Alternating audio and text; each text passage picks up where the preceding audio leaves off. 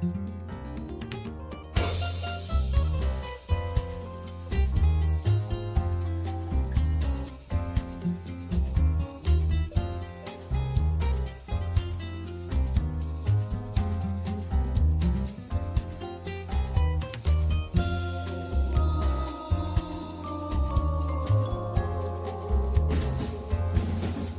sons, attack the gates.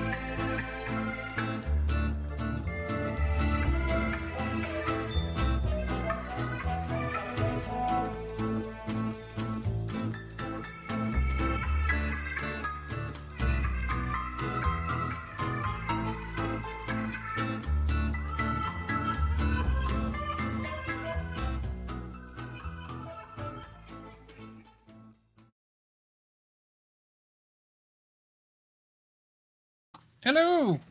Hello, hello, hello. Hello. How are we all? Are we all well? I trust we're well. I've just come fresh from Dark's stream, which I forgot to host because I'm a fool. Hello!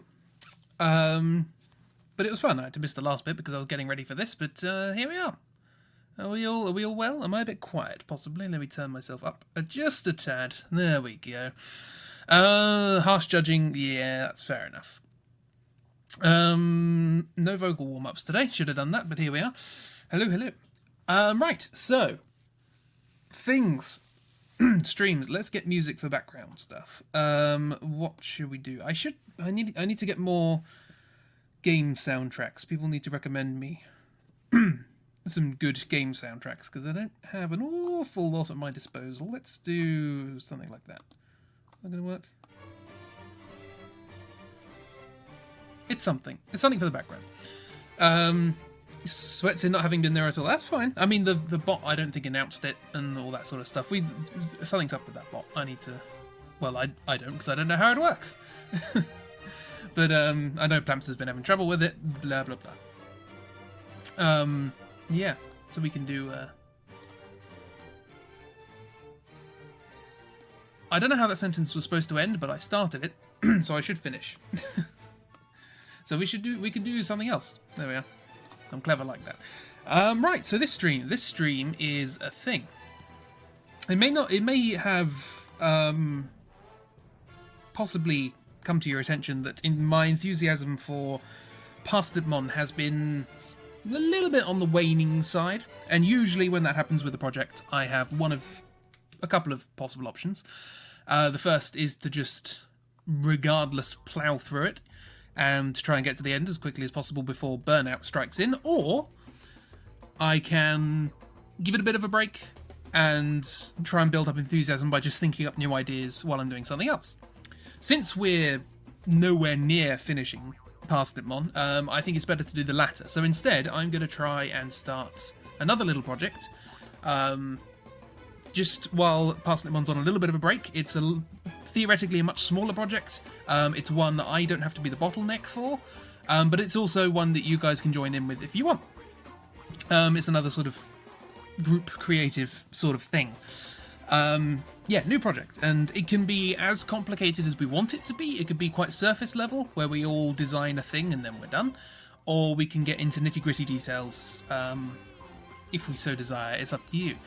But the basic gist of it is, and I apologise to Try if ever they get around to watching this, but more specifically to Dark, because this is combining something Dark loves with something Dark hates, but nonetheless I'm going to do it anyway. Yes, I propose XCOM, Terror from the Parsnip. I probably should have put the reverb on there. So this is something that I've been sort of mulling over for a while, and I'm sure there's a better pun than that, but that was such a stupid one, I decided to... it made me laugh, and if anything makes me laugh, I keep it. Yeah, I like the idea. When I was playing, or started playing, well, continued playing, and am continuing to play, the remake of XCOM, because I had played the original before, it was interesting to see sort of what they did with the ideas of the aliens and to actually put into perspective that the aliens in the original were quite diverse and quite interesting. They're not necessarily what you'd sit down and think of as, oh, an alien invasion, we need these things. You know, there was some strange stuff in there. And they carried that through to the new games and all of the other games and so on and so forth. And I thought it might be sort of interesting to sit down and go, right, let's, using simply the framework of a game based around an alien invasion, what can we design? And I thought this might be a nice little interim project while Parsnipmon's on a bit of a hiatus, and we can just sort of design some fun aliens.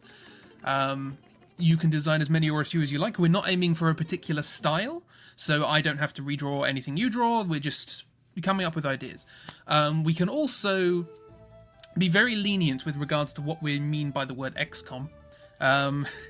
The original game was set in the 1990s, as when it was released. The new games are set, well, I think the first one was set in what would be present day, possibly a little bit further into the future, I don't know. We have to research futuristic things, so it kind of counts. We don't have to do that if we don't want to. We could set ours in the future, we could set ours in the past. We could make it, instead of being a global thing, we could have it be, you know, we are the head of a police department in a city and we've got to protect the city, and it starts off being more about like investigating cryptids and then it turns into an alien thing. There's lots of different things we could do. My entire experience with XCOM is I played a lot of the first game, some of Terror from the Deep, I've seen a bit of Apocalypse, and I'm obviously playing the remake of XCOM and have seen bits of XCOM 2 before. I haven't seen anything to do with the Bureau. I don't know anything about Enforcer or Interceptor. Gang War versus Aliens. That sounds a lot like Apocalypse, but Apocalypse is a complicated one. Ambitious. Too much so. But yeah, so we've kind of got free reign as to precisely how we do this. But I thought I'd get something. The Bureau should be redacted. I know your opinion on the Bureau. I'd like to play it at some point, purely to know precisely what it is people don't like about it. But because it ain't got good reviews. I don't know. So yeah, we can do kind of whatever. So what I thought I'd do is I'd try and come up with something to start with. It's just a very bland game. Oh, okay, that's not the worst crime that could befall a beloved series. Hello Crow. We're making our own XCOM. How you doing? Well, we're designing aliens anyway. Terror from the parsnip, indeed. Again, if you can think of a better pun, by all means throw it at me. I got stuck on this one because it's so stupid. Lore is fine, but gameplay is not worth it. Okay, interesting. I can usually forgive uninteresting gameplay a pass in exchange for an interesting story. I don't know. Well, it depends on how tedious it gets, I suppose. But anyway. Yeah, so I thought I'd start with an idea that I kind of had. I have a few ideas, but I thought I'd start with one that was very independent of whatever we end up actually deciding for this. If we want to set this in, the 1930s and make this a noir game or whatever. Obviously, designing something sort of hyper-futuristic and whatever. This group cannot do puns, Chris. Sorry, can't help. That's a shame. I have absolutely no evidence to the contrary of that. There we are. Need to go make food, you shall return. Fair enough. Enjoy your food. Yeah, so I thought I'd try and make something that could fit in regardless of the environment and that didn't actually fix anything down with regards to the aliens and what they're doing, what their plan is, how they're going about it, so on and so forth. Turn XCOM into a detective game and all the murderers turn out to be aliens. Yeah, we could do that. That is that was actually kind of a little bit like... I mean, it wasn't aliens in the end, but kind of what I had in mind for a reboot of a bunch of short stories I used to do. But anyway, and you're an alien too. I mean, aliens could be friends. There could be like a mercenary alien who knows that there's a war going on and decides to come down and sell you stuff because that's how it will make profit. We don't need to keep the lines very strictly one side and the other. Yeah, we could two sides this. Why not? Or both sides it. That's what the expression is. Yeah, there's lots of things we could do. But I thought, yeah, like I said, I just thought I'd start with something relatively safe and distinct. Found a book called How to Serve Man. Why not? So I came up with these guys. These happy peoples. So this is basically my take on sort of zombies. But I didn't want to do the old zombie thing of, oh, they're infected and now they're zombies and they want to eat your flesh. So I came up with something slightly different, which is, instead of this being like a particular alien thing, it was just like a spore that just kind of hitched a ride with the aliens. It's got nothing to do with the invasion. It was just a thing on the ship. And when it found Earth, it found a whole bunch of species that were not immune to what it does. So this is a kind of parasitic spore thing. On the left, you've got vectors, which are basically humans who have been infected with this thing. And on the right, you've got sporomorphs, is the word I came up with. I'm sure we can come up with something better. And the basic idea of these guys is that they still retain the intelligence of a human, so they're not, blind sort of monsters, essentially. But what they are is that the spores have kind of gotten into the brain. And they let the brain do whatever it wants, but it just changes a couple of things. The first is that it convinces it that nothing's wrong, which is quite important for a parasite. But the second one is it tells it to travel. Just move. Get as far away as possible. And that's a way of spreading the spores, obviously. Try and spread as far as possible. So that's what the vectors do. The vectors are just moving, and anyone who tries to get in the way of them travelling is, they get aggressive towards them. And that's the danger there. You're not supposed to kill vectors because they could probably be cured at some point. You're just supposed to stun them and, make sure nothing bad happens to them. But when you get to this point, these guys, it's a bit too far gone. And these guys are much faster. Their skeletons have started breaking down a little bit. They move very strangely. Oops, all fungus, indeed, yeah. And they're just trying to find a place to release their spores. There is a final form to this. I didn't have time. I did this afternoon. I didn't have time to make the third one, which is basically the whole thing, opens up, and you find those things like in populated places but hidden, like at the bottom in like the mechanics of a cruise ship, or in a bin outside a petrol station or something like that, somewhere where it can infect a lot of people that will travel. With her shroom ear, as Tri keeps calling. I don't think Hero has this. I hope not. But the more I thought about this, the more I thought it was kind of interesting, because by keeping them human and not turning them into zombies, you could kind of have like missions. The reason I like these is because they have nothing to do with the aliens. So whatever we come up with the aliens, this can also exist. It's fine. But you can also have missions where you turn up to the mission and there's just a huge bunch of civilians.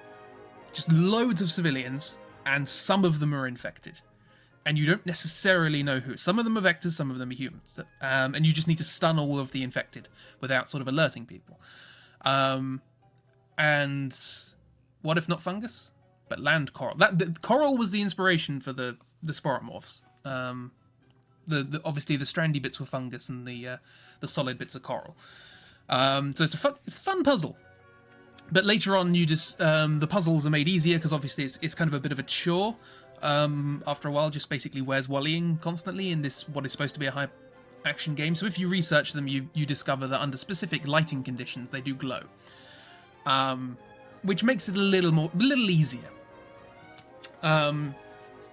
So yeah, I was going to go for green, and then I thought green spores is typical. Let's do something different.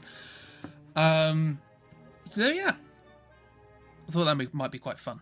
So you have to have one person carrying like a special torch or lamp or something, or spray a chemical, and this happens. Just casually throw that. I know I like my reveals. It's the only thing I plan in these entire streams is just the reveal. So yeah, that was an idea I had. Again, it doesn't matter the setting, it doesn't matter the aliens, I just designed this to be something you could have as like side missions, as it were. You find a petrol station, one of these things is hiding there and spreading spores to people who come along and leave. Yeah. And you just got to deal with that as another problem. Yet another problem on your plate. It's like Exalt. It's just nothing necessarily to do with the main story, they're just another problem. So yeah. That's that idea. I don't know. Yeah, so not entirely sure what this stream's going to be.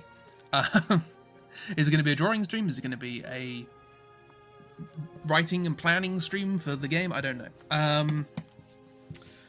So yeah, what ideas do you guys have with regards to what kind of game this could be? What if both? We can do both. That's why I said it is creative, apart from the fact that if you just type in art into the category finder and mixer, it doesn't actually come up with art. So you can't select art as a category, so I have to choose creative. Dating sim. I mean, not impossible. Dating sims can get a bit weird, and they're basically decision makers, to be honest. You want it to be like a detective game, that's fine. You can have it as a detective game, and then like you're investigating sort of crimes, and then you find out the crimes can't have been done by anything human, and then it looks like you're going to be doing, investigating like cryptid kind of things, like a horror angle more. Detective game with a dating element, you can have a dating element, that's fine. And then it turns out the person you chose was an alien, but they've been living here for ages and just want to acclimatize, assimilate. Yeah.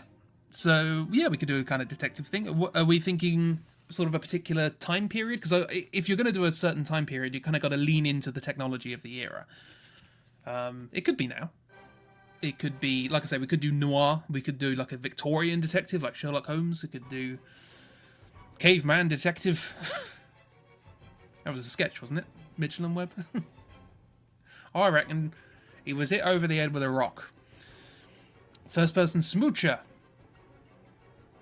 No, there's a game. I'm sure Emily would like that. Hang on, let me just rearrange some windows. Blah, blah, blah, blah. Try and get things so that I can see them. That'll be grand. Like the idea of it being noir. That was just the first thing that kind of sprang to mind. But it could, yeah, you could lean into the atmosphere of that. And like I say, it could kind of build up from smaller things to sort of larger, or a bit further back, maybe? Edwardian noir? Elizabethan noir. See, I was sort of... I always thought noir was 20s, but it's 30s and 40s, isn't it? Or 40s and 50s, really. Victorian noir, indeed. I mean, it's just sort of Victorian horror at that point. So you can... When you've got monsters and aliens involved, it's just going to turn into horror. Which I'm perfectly on board with. You know, it's got the word terror in the title. It also has the word parsnip in the title. Anglo-Saxon noir. Love it. So yeah, does anyone have any sort of ideas for aliens? Again, you can think of this as a sort of... If we're going to go down the detective route, it'll be nice to have, instead of species of aliens, we could design species of aliens, that's fine, but sort of more individual aspects. If we are, you know, detecting particular crimes or whatever, and, you know, maybe it works. We find out that the local police department has been infiltrated by aliens, and, you know, they've got like thin men kind of things where they're like human, but not quite. Sort of disguised ones. Similar to Stranger Things, being set in the 80s, lacking mobile phones and modern tech, etc., helped amp up the detection of the aliens. That was one of the things I was thinking. If we were going to do it in the past, it can't be a global thing. Like, because we can't use satellites and radios and all these sorts of things. So it's more isolated. That's why I thought if we're doing it in, like, the 20s or Victorian, it would have to be smaller scale. Sort of in a city or whatever. Also, please, aliens as both friends and bad guys. Absolutely, yeah. Sort of Men in Black, this thing. Bruh. Medieval alien invasion. Get hyped. There's a few episodes of Doctor Who like that. Actually, the first Sontaran episode was like that.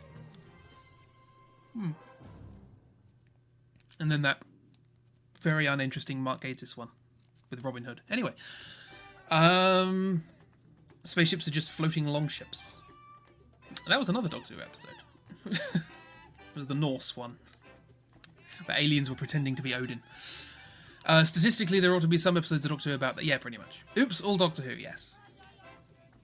So there's lots of ideas we could do. I don't know precisely how to go about this. Who? Who? That's who. Still haven't watched the new series. Need to get around to that. So let's just start writing... some ideas. So we have sort of... For the pencil, thank you. There we are. Got squeaks going on in the background. This is a very appropriate soundtrack. So for setting, we have sort of noir floating around as an idea. Let's get a better colour than this. Okay.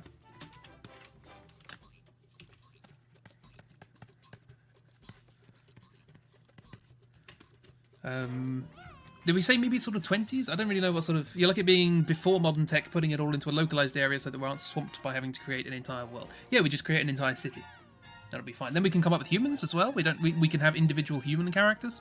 Because in the original XCOM there were none, but in the remake you've got the engineer and the scientist and all that sort of stuff. If you are, you know, if we're a gumshoe or whatever, if we're just a detective in a city, we're going to have some sort of contacts.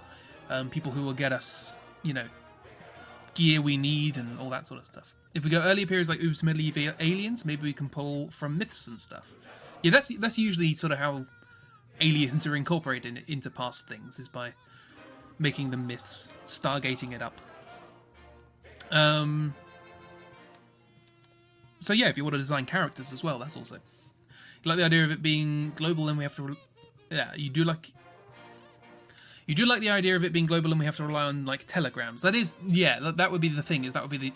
You could have it global, but it would take ages to actually send messages and receive replies and all that sort of stuff. Can't be sort of instantaneous sort of thing. Well, we could have it as a kind of... you ever played Eternal Darkness? Where... You're leaning much more to 1920s, 40s, or Victorian for the aesthetic. That's pretty much...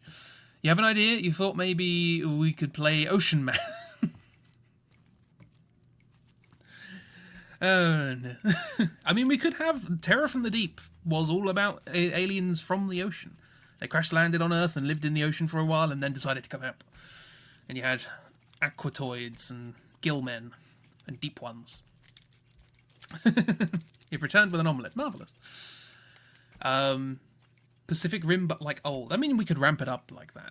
Again, like, I'm basically considering this whole project to be, you know, let's design some cool aliens. But it would be nice to have a setting in which to do it, and then you guys can run off and do, you know, characters and stories and all that sort of stuff if you so desire. What have we got so far? Very little. We're exploring the possibility of... Oh, did you see the vectors? I didn't know.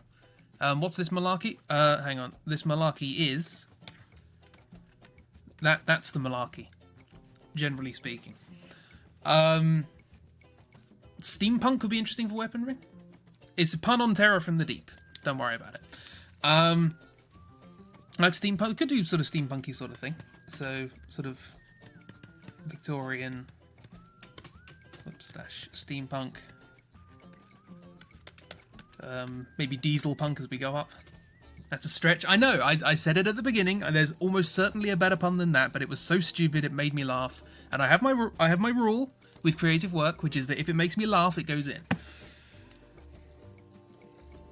Dishonored World XCOM, yeah, that kind of thing. That's sort of diesel punk almost, kind of. Diesel punk tends to focus more on sort of military aspects.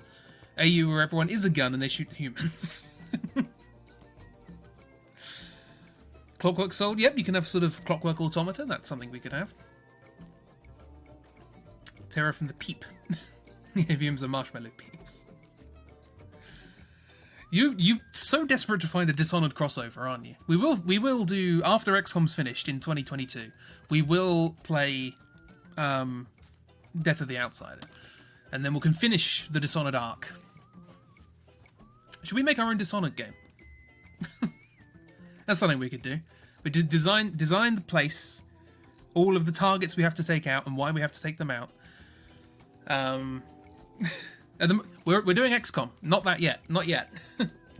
Magica will happen, Try. Don't worry about it. The Elders being Cthulhu worshippers. Yeah. We could do, like, Cthulhu could be an alien. There's no... Well, actually, that was Terror from the Deep, wasn't it? Wasn't really Cthulhu, but it kind of was.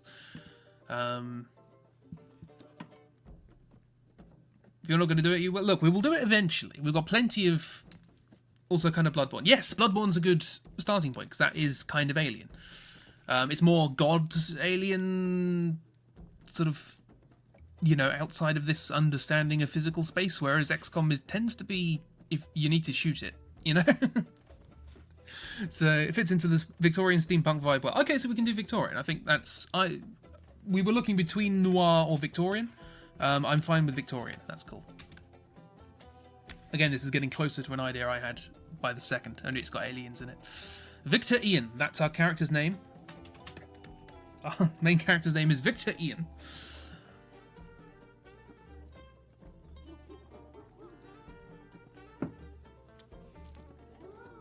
So, okay, so if we do sort of Victorian stuff, so what could we... Because if we do Victorian and we're focusing on a smaller scale thing, telegrams exist, you know, you could put messages in newspapers and stuff like that. Letters, at least in, like, populated cities, got picked up and delivered, like, 4 times a day, so you can... Pigeons? Yeah, carrier pigeon, that's the thing. So there is communication, at least in the short range. So if we set this whole thing in a city, it should work well. Or we can do it in, like, a small village. And it's the small village is attempting to be infiltrated by aliens, and we have to defend that. Carrier crows, sure. You can design the crow keeper if you so desire as a character who will send messages for you. I like that idea. That's quite cool. Crow keeper.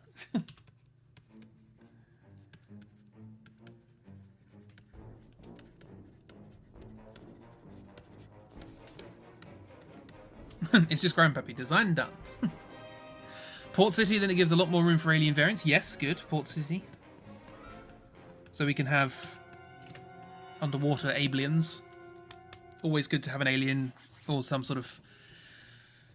Well, a terror from the deep, I suppose. Hence the name. Leveled City? Well, like one that's been bombed? Like a minister. Oh, a tiered city. Oh, okay. Could do. And then you can have like mountains in the background, and you can have aliens coming from the mountains. The Yeti could be a thing. So like a city built into a cliff. Definitely flying aliens that keep friggin' intercepting your carrier crows if you don't do anything about it. That's an idea, yeah. Crowkeeper versus flying aliens. And an infiltrating crow. Or yes, that's what you were getting at. So kind of, sort of an interesting sort of like city. I'd sort of, we're going kind of fantasy-esque with this, but so here's sort of like some cliffs up here. There's some grass, and then there's sort of the big city down here with all sorts of things on sort of various tiers, and then you've got the shore and the ports.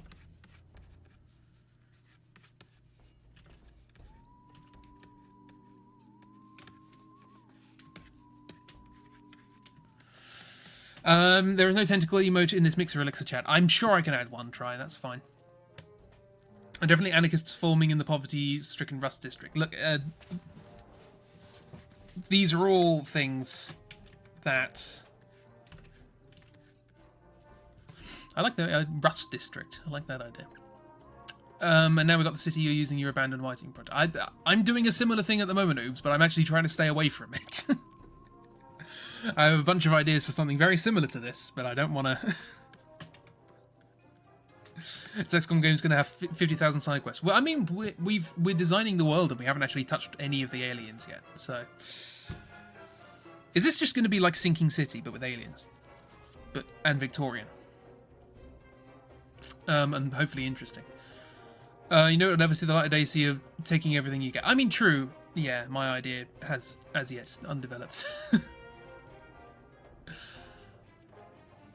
Maybe rust for the poorest, iron for the working class, silver, gold for all the knobs. Kind of, yeah, sort of a caste system. Caste metal. Mustn't touch them without their consent.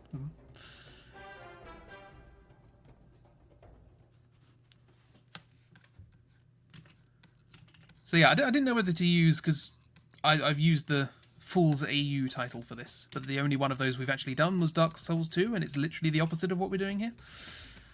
That was take the characters and make something new. This is make something new by inventing characters. So, okay, so we have various ideas. We can have sort of, you know, if this is sort of mountain area, we've got sort of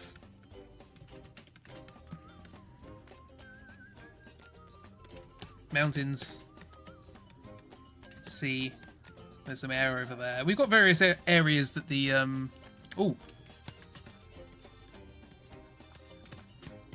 mines. That's a good one. You like the metal theming in the class caste system? Possibly, probably means it probably has like metal work as a main export. That fits into the mines. Some air over there. Only over there though, yeah.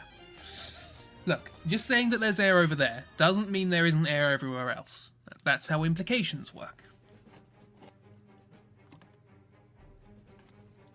It's always confusing for when you first learn about implications in maths. An implication is true if either both, if A implies B, then that's true if A and B are true, or if A is false, regardless of what B is. Logic. The mines are in constant danger of flooding. Ooh, flooded mines, both. They can explore super rare metal, which is actually from the aliens. They're mining Illyrium. Very cool. And that's how we woke up the aliens. We dug too deep, and we woke them up by activating their ship or whatever. Where are the emotes? The emotes should be there. No, yeah, the emotes are there. You click the happy face at the bottom, if you have the extension, and you're on desktop. You're getting a neglected shipbuilding dry dock. Yeah, that's cool, yeah. So we've got sort of scenes, as it were. So we could sort of pick individual scenes and then think, okay, what alien story can we put inside this, you know? Used to be the largest in the nation, but the decline in global colonies has led to ship production slowing, yes. You swear to God to God. Fair enough.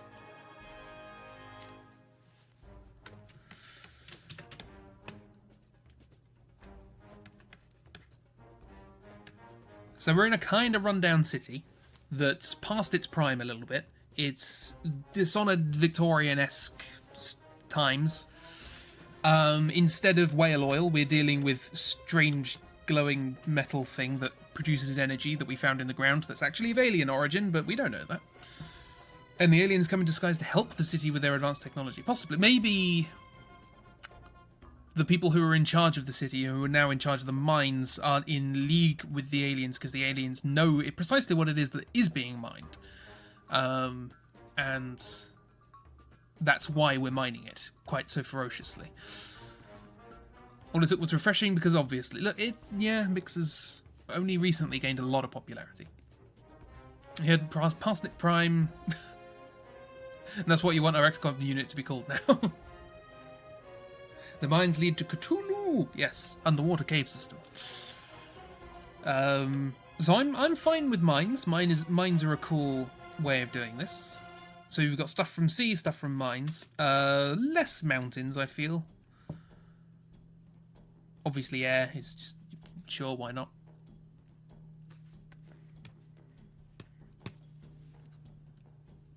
Aliens can't handle the PP. You made me say that out loud. This is what happens when we're doing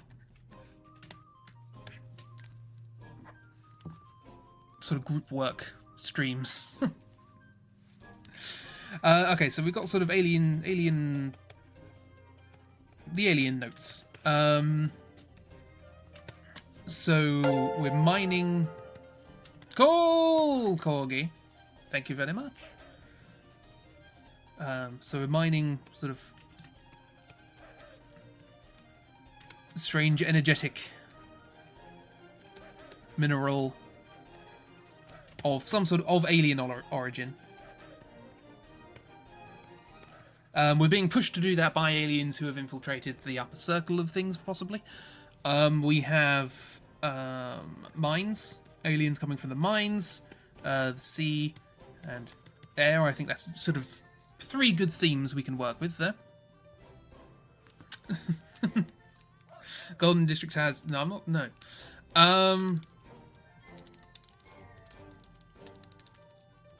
We do have Stoic, by the way, if you want to install Mixer Elixir.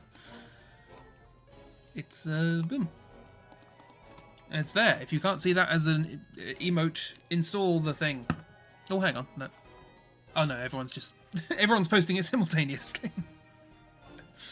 Right, so, yeah. So, here, I think, is...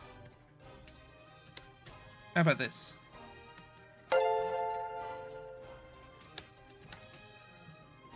Salt. We're all very static indeed. How about we've got the aliens that have in some way infiltrated the upper echelons of society because we have this sort of caste system. We have aliens from the mines, the people that were woken up. Are they the same? Maybe, maybe not. Maybe the aliens who are in charge were trying to find the other aliens or something, or they're trying instead of thin men. What about fat men? Fat men. I like fat men. That's a good idea. Thick men, no. Multiple factions of aliens, yeah, I like that idea. And it's not straightforward kill everything. But we still got to build up like a militia or something like that to sort of fight against certain things. We've got to make decisions as to which ones are, you know, not necessarily causing trouble. If we just leave the ones in the mines alone, or do we get rid of them? Who knows? We're sticking with fat men. Look, chat is on screen now. That's the best you get. Which I should probably bring this down somewhere, so slightly more out of the way. So a bit bigger. Whoopsie doodle. Almost deleted your message. Which are good, which are bad, which are fine, which are a nuisance. Indeed. Yes, I will be uploading this to YouTube, hopefully, if it's any good. At the moment, we're just brainstorming ideas. When we did Parsnip Mon, we just did this in the Discord. Didn't stream all this. So yeah, for those of you who arrived a little bit late, we're going to be doing this, or I'm going to be doing this. You can join in, absolutely, if you so desire, but I'm obviously not expecting you to. Just a little project that will be a kind of a fill-in for Pastipmon while we're while I'm taking a little bit of a break. I have a bunch of ideas I want to do for that and things to get me excited for it, but I feel like I need to take a little bit of a break to get that enthusiasm up. And so we're doing this in the interim. It should be a relatively short one. It's getting bigger by the second. Just design aliens. It's, you know, there's no requirements for that. I don't have to redraw lots of stuff, so you don't have to rely on me. I just thought we'd do this as a kind of fun additional project.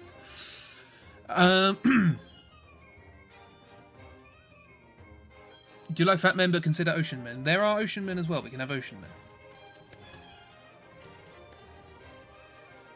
And they may or may not have a theme song, but we won't go into that. It clapped from the deep. Can you clap underwater? Not sure. So it said ominous dabbing for a second. All dabbing is ominous. Ominous. Ominous? Omonite. Onomite. Onomite do what? Okay, so we've got some ideas.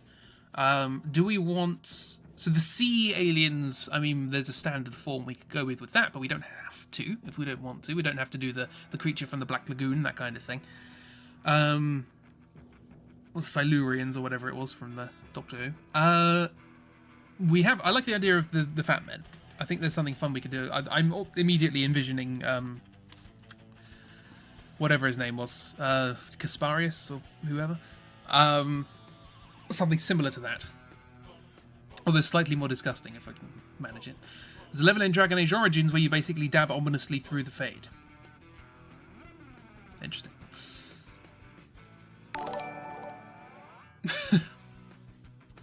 It's annoying that the GIF doesn't come up on screen, but thank you for the dabber saw. GIF. Okay, so aliens that have invaded the aristocracy, Fat Men. Tentacle, please, good morning. Hello, Try, how you doing? I mean, yeah, I think I said hello to you before, but...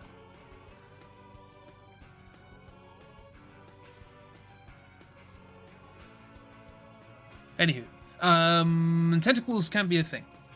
So Asian men can have tentacles, that's fine.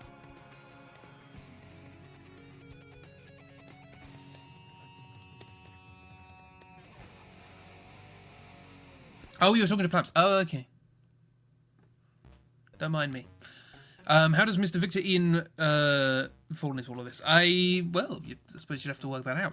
Are they some sort of detective? Are they, you know, are they part of the aristocracy? Are they, you know, a middleman between the higher-ups and the workers, and this is how they find out all these things, and they're being ordered around to, you know, solve a bunch of problems when it turns out those problems are aliens.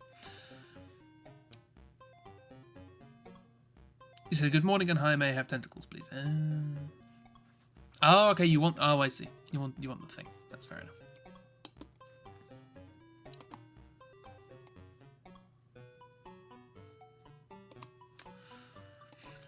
Would your spores zombies come under aliens? I mean, I suppose this could be a thing that was released from the mines?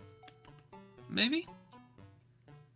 Like this was just like a sort of strange fungus that existed in the mines and they dug too deep, as always the case. Sorry. Chibi, why don't we both come up with the same ideas simultaneously?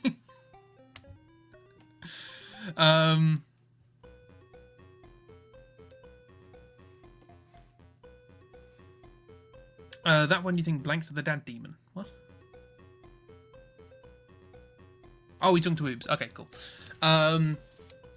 Yeah, so maybe, yeah, the mines could be the sort of a fungal thing.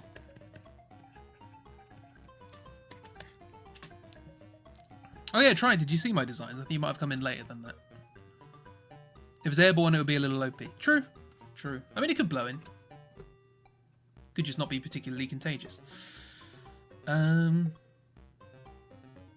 Are all the aliens in league with each other? We were talking about that. I think we came up with the idea that not necessarily, and we'd have to do some sort of moral decisions and things along those lines. This is getting further and further away from an XCOM game the more we look into it, but hey, if we can come up with something fun that's so explicitly different from an XCOM game, then we can turn it into our own game and be, not have to worry about copyright. I think that's all these streams are for. They're just basically me crowdsourcing ideas, and then I'm going to steal them and make money. Maybe the fat men have been getting the people/aliens of the city to dig deep and accidentally release the spores in their search for this mineral or something. Maybe, yeah. I feel like the spores are a kind of side thing. They're not like a main sort of story. I feel like we find something else in the mines, maybe with the fungus. They're immune to the fungus. It doesn't matter. But we find other aliens that crashed there a long time ago. Maybe are the fat men looking for them, or were they just digging and it just happened to find them? I don't like having coincidences. Well, no, that's not true. There was this thing going around on the internet, like the 22 rules of storytelling or whatever it was. And I disagreed with most of them. I can come up with good counterexamples to a lot of them. But one of them always stuck with me, which was when you're writing a story, if you have a coincidence which benefits your characters, that's cheating. If you have a coincidence which negatively affects your characters, then they're going to have to solve that, and that's character building in some way. So coincidences are not necessarily bad, but you just got to make sure they're not beneficial. They might report to higher-ups, but they're definitely out to get each other and try to be in the spotlight. I mean, yeah, in the original XCOMs, you've got, there's a hive mind kind of thing, and there's no real sort of splintering of factions or anything like that, because they're all being controlled, so on and so forth. You see that the fat men's mouths opening up from their chins to their sternums when they attack. Oops, all mouth. We're going gaping dragon style. Victor Ian creates a detective team with humans and aliens he finds along the way, and who he does a little side quest for. Yes, I like that idea. So it kind of builds up, starts off as just him investigating something, or them investigating something. It doesn't have to be male. And yeah, just slowly builds up a group of people with expertise and affiliations. Victor Ian is the most British Victorian name you've ever heard? Really? I don't know. It's the Ian bit that's throwing me. Victor, possibly.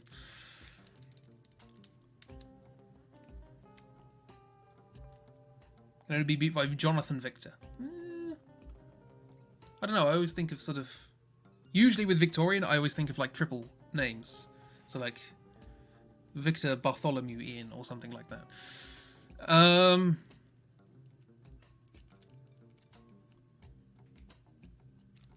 Okay, so what I'm thinking is we've sort of done a similar thing here to what we did with the Dark Souls. Is there's 4 categories. We have the mines, we have the aristocracy.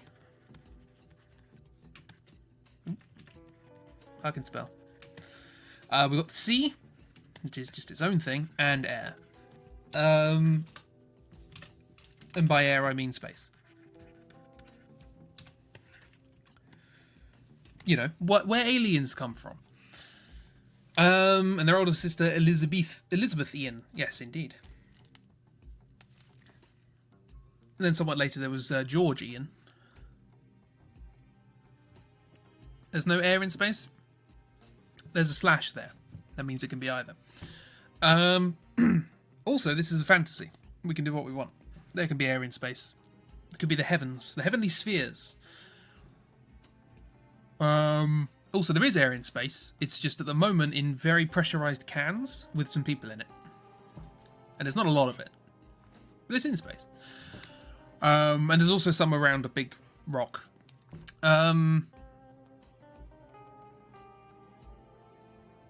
So yeah, we've kind of got our own thing going on here with regards to these sort of 4 areas. We've got we have in the mines, we've got stuff that was kind of sleeping. It was dormant. It was there. And the aristocracy are just aliens that have been here for a while. They're like the Silence from Doctor Who. Again, I'm going to talk about Doctor Who a lot. And they've just been sort of controlling things for a while. They're in charge of the city and they're mining this or for a specific reason. And just as they were digging, they found this thing. Were they looking for these guys? Was this accidental? I don't know. We haven't connected anything with the sea yet, although I do think that's always a strong starting point. Chris doesn't like people messing with his air. Yeah. And then we've got whatever's happening in space, which could be linked to the aristocracy. I feel like the aristocracy actually still has links to whatever's in space. Hello, Kiro. How you doing? Think about if things creatures were protecting the thing that the fat men were trying to find. Maybe. Okay, so maybe they're looking for like a big sort of like hive mind alien kind of thing or something. Or maybe just an object or an item or something. And these guys have been, that's been the center of their existence for a while. And the aristocracy didn't necessarily know there were other aliens down there. They were just looking for a thing. And it just so happens there's more species here, and we didn't know about them. We've now got to deal with that. Yes, we're doing an XCOM thing. Yeah. Again, I will reiterate the bad pun as many times as is possible. Terror from the parsnip, and then I did a design of some things, which is now no longer relevant because we're doing a kind of Victorian Dishonored sort of thing. But it's a similar kind of thing of just some sort of fungal infection that spreads and makes people travel, and then they glows in the dark because why not? Got to change the clothes. I mean, yeah, and the gun probably. So yeah, and then we're just working on sort of plans. We've got this idea of a city that's kind of built into the side of a mountain or something like that with a mine system and by a sea with some docks. So we have various places that the aliens can come from. This has much more of a story than XCOM at this particular moment in time, but it's part of the fun. So yeah. So maybe there's sort of an old civilization of aliens which sort of crash landed and have just lived underground for a while, and they have a thing, and the fat men,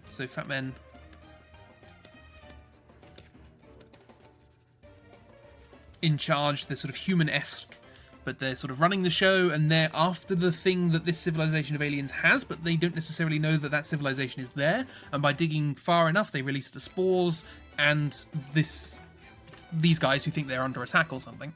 That is just Doctor Who. I mean, you could have known we're going to come up with this more lore than games has ever had when you introduced the idea to us. Yes, you are lore friends. XCOM has deep lore. There be aliens that need shooting. Yep, that's pretty much it.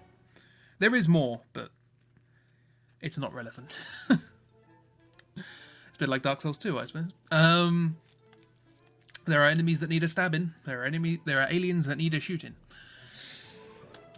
So, old civilization of aliens guarding thing. Fat men, they want the thing. And they don't know the civilization's there. We dig too deep, we release the underground aliens. So there's something. We now have the possibility of designing aliens that would live underground, and would have evolved somewhat to accommodate for that. So that's a bunch of different alien ideas we can have. We have also got those that exist in the aristocracy, so we can have that. We don't have to, I'm sure they need confidants. I don't suppose they all want to be in charge, and they need people to, accommodate for their needs, which won't necessarily be human. So we can have alien butlers and things like that. Just scrolled up a bit and read what Little Chat is still available, and you agree with Miss, you need to watch Full Metal Alchemist Brotherhood. I hear it's very good. So, dug too deep and released the Balrog. Yes. I mean, we could have a Balrog. It's like a big alien. Alien Balrog. This is the thing, anything could be an alien. It's just something that isn't from this planet. So we have... This is a bunch of aliens we can design. So fat men plus servants. I imagine they also need sort of, infiltrators in the lower ranks to know what's going on, possibly. Sort of spies, alien spies.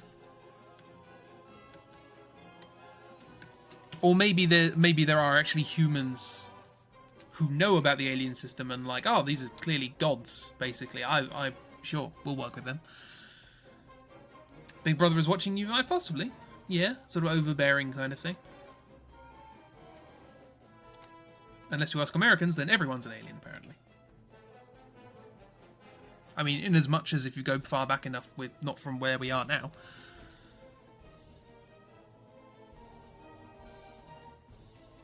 And before that, we all came to Earth on pyramids.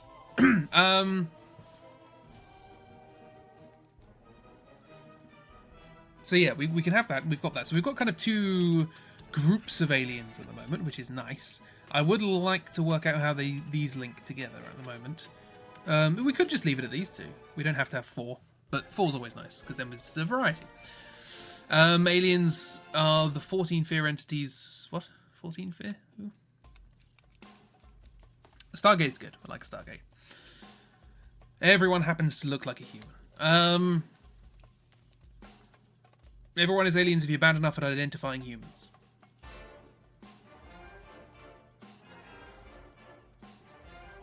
Don't worry about it. Yeah, what? Who? What? Oh, is it a, Magnus thing, possibly? If so, we shall cease speaking of this. Because I will get round to it. Yeah. Cool. So, okay. The mines and the sea are the ones I'm kind of most interested in. Just for reference, the second XCOM game, which was called Terror from the Deep, is based around aliens that come from the oceans. And there's some variety there, but there are basically... I think a lot of them are pretty much reskins of enemies from the first game. And that's kind of interesting in and of itself. Because, for example, the chrysalids in the first game, which we have encountered in the new game, the ones that attack you and plant eggs, and then you turn into a zombie full of eggs, and then you explode into another chrysalid. Or in the case of the mission that we did, they did that to a shark, so that was fun. But in Terror from the Deep, it's a brain thing. Is there like an art of that? I want to look that up.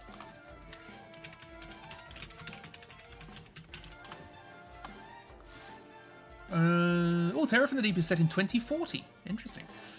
Didn't know that. Tentaculat, it's called. There you are, try.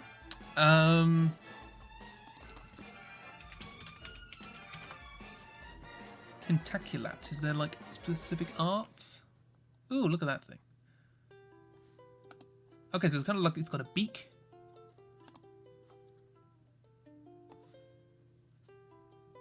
So it's got like a brain tentacle sort of thing.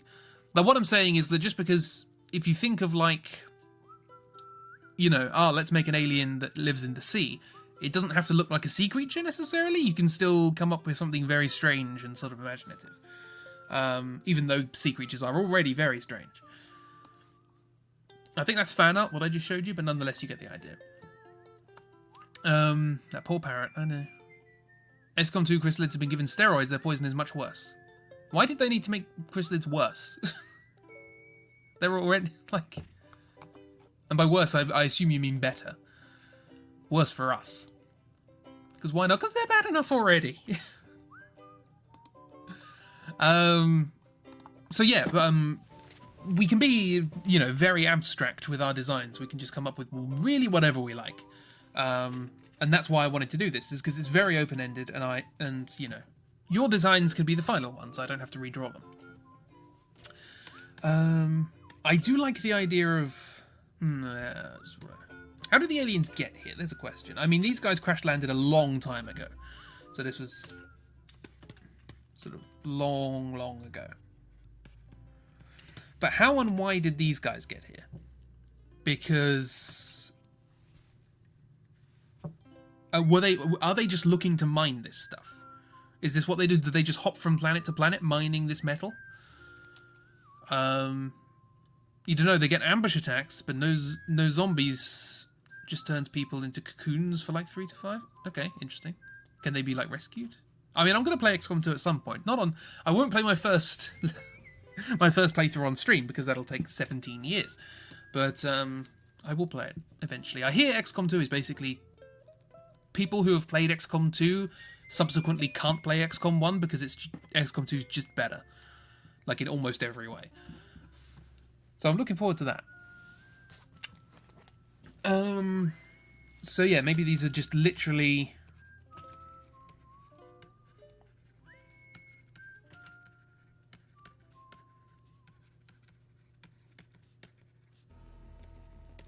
Yeah, they just hop from planet to mine, and they found a species on this planet who was willing to mine for them, so they don't have to do the work. They come to mine and consume. Once the ore dries up, they feast. Ah, okay, so... At end, eat all. Maybe that's the sort of central crux, is that the metal is running out. And your character discovers that once that runs out...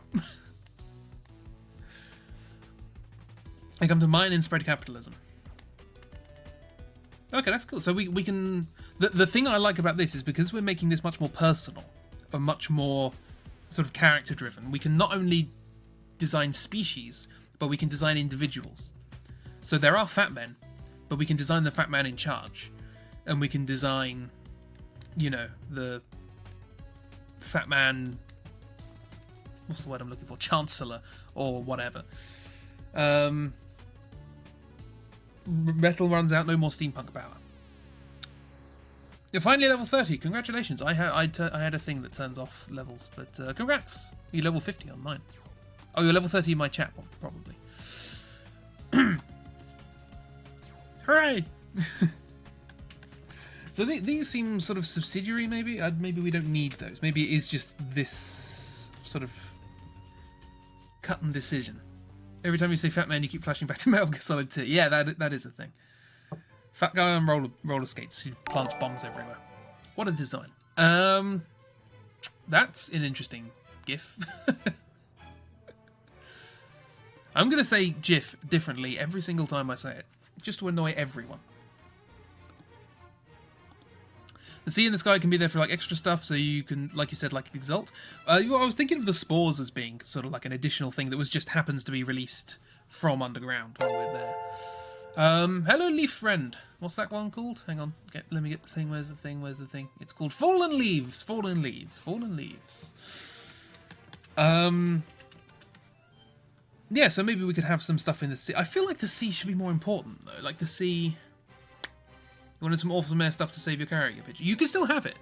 You can still have additional things, because I'm imagining this is kind of like being like an episodic game where you sort of solve cases, as it were, and some of them are just like,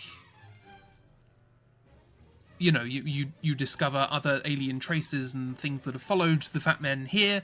You know, sort of like, not exactly sort of parasites, but like species that rely on the fat men, as it were, to find things throughout the galaxy. So like carrion birds or whatever. Might go and get your hairs cut instead of lunchtime gym sessions today? Ooh, have a wonderful time if you do. Maybe they're dumping waste used to mine stuff in the sea? The sea aliens are not happy about that. But yeah, pollution. Like we could do like a kind of pollution kind of thing.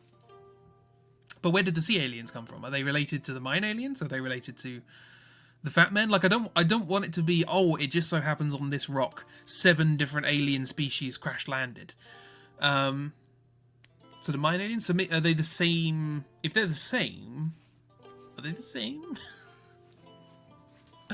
Maybe the same means maybe it was like something, there was a war or something between 2 alien factions and both of them crashed, or that we have the remnants of battleships that crashed onto this planet, and one of them crashed underground and one of them crashed underwater from different sides, so we still have that kind of warring faction thing between the sea and the mines. What you need is a biopunk precursor alien.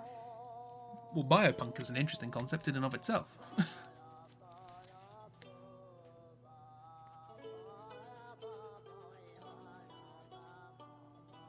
A bunch of islands which have ore deposits too, and maybe deep in the sea, like a meteorite of the stuff crashed long ago. They could have come into mine stuff and fought over it and ended up crashing. Well, what I'm thinking is maybe the mine stuff is just the remnants of the crashed ship, as it were. And they didn't expect there to be a civilization of surviving aliens. But there were 2 crashed ships. There's one that crashed into the ground and one that crashed into the sea.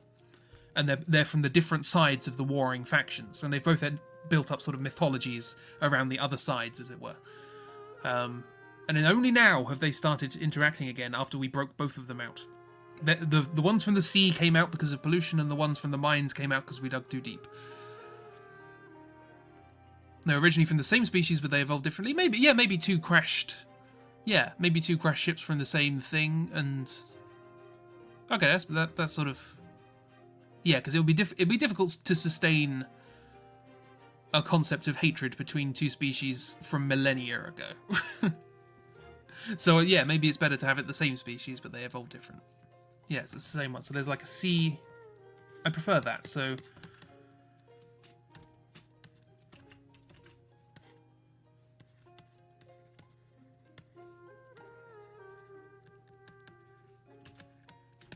Same species, crashed in different places. Evolved differently.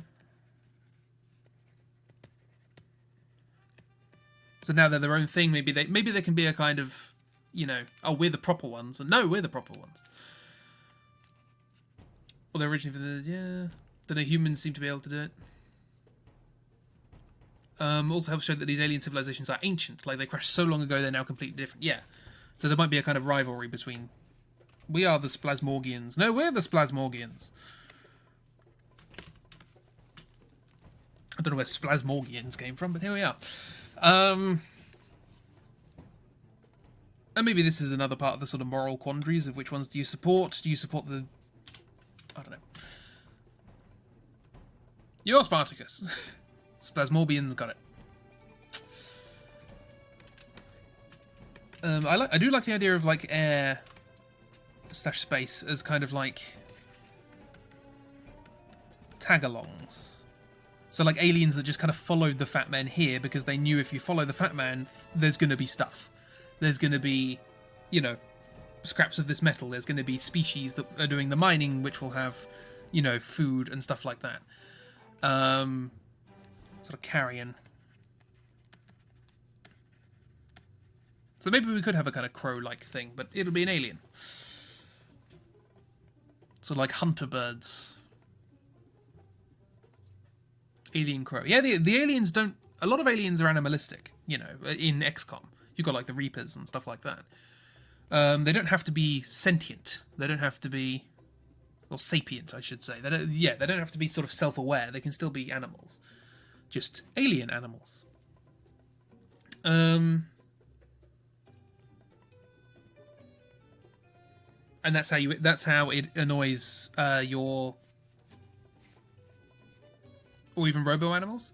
Yeah, are we going to go the high technology route? I suppose we have to if they're going to be flying saucers and stuff. Maybe it starts off low technology, and as the further you go, the more robo stuff you find.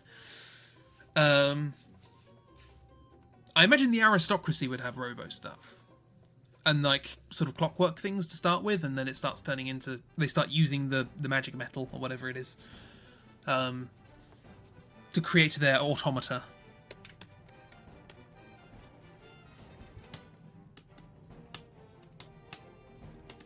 The essence. Good to know. I'll get there eventually, trust me. And by trust me, I mean don't.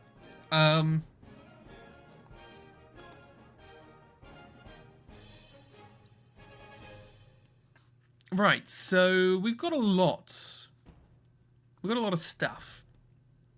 I mean, steampunk, you imagine the metal can be used to create vastly superior boilers that retain heat for longer or burn hotter with less fuel. I'm imagining that the metal isn't metal, kind of. It's like, radioactive or something like that, and it emits energy, so it's not that it's used to make a boiler, it's used to power it, as it were. But the humans don't know that, and they're just making boilers, and building things, and mining stuff, or whatever. They are ignorant as to its true purpose. They just think it's a metal, because it's shiny and it comes out the ground.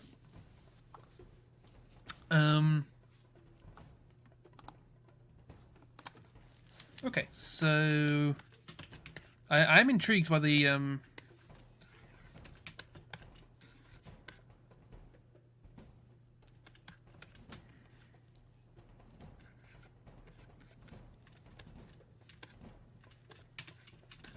by the thing sort of Miss said, which was the idea of these sort of fat men. And they're like, this is very, very funny, here's my mouth. And then there's another mouth. And it just...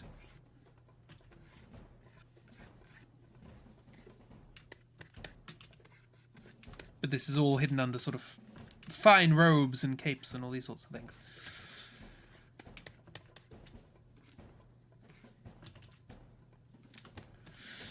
So to them it's just super cool. Yes, indeed. Are we going to have like the kind of sort of weird...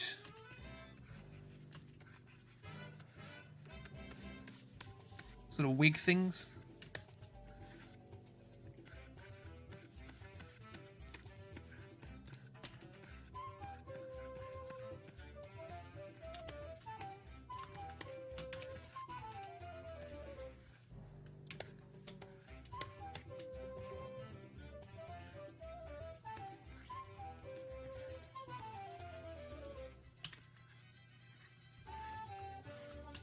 I'll do better drawings than this. I'm just trying to get ideas sort of roughly down at the moment. Frog Eyes. Maybe they showed how to use the metal, but the price was being in charge. I think really they just took over and said, hey, if you mine here, you can get this cool thing. And they, we found the cool thing. And they, yeah, and we you know, mine more of it and we'll make stuff. We'll show you how to make stuff. Do what we say, we're in charge. I feel like it's just a kind of an infiltration thing, that they know the metal's here, so they're like, okay, let's take over their power structure and then make them mine the metal. Victorian era isn't really wigs anymore. I know. It's just trying to come up with some sort of visible sort of identifying feature, apart from the big chest mouth. Give him a fun hat. I mean, Victorians, we're going to go top hat, aren't we?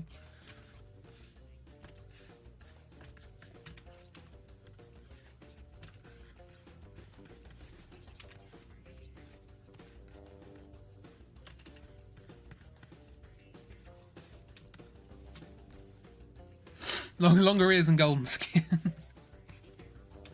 There we are.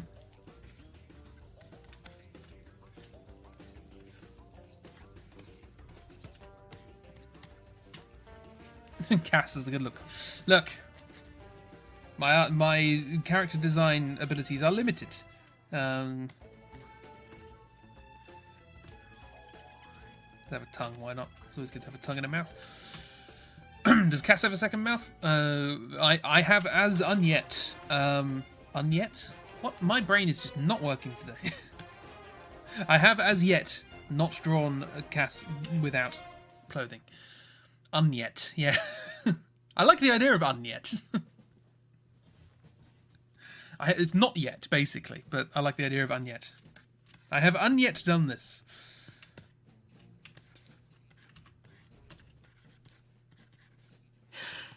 That wasn't necessary of you, but you have my thanks.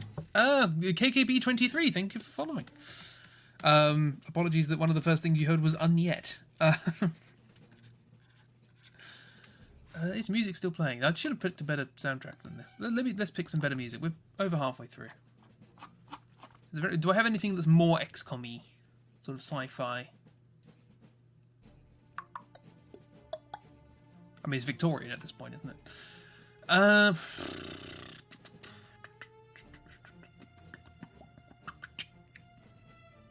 Not really. That's courage, put some jazz on. It's not really jazz, is it? Unyet my heart.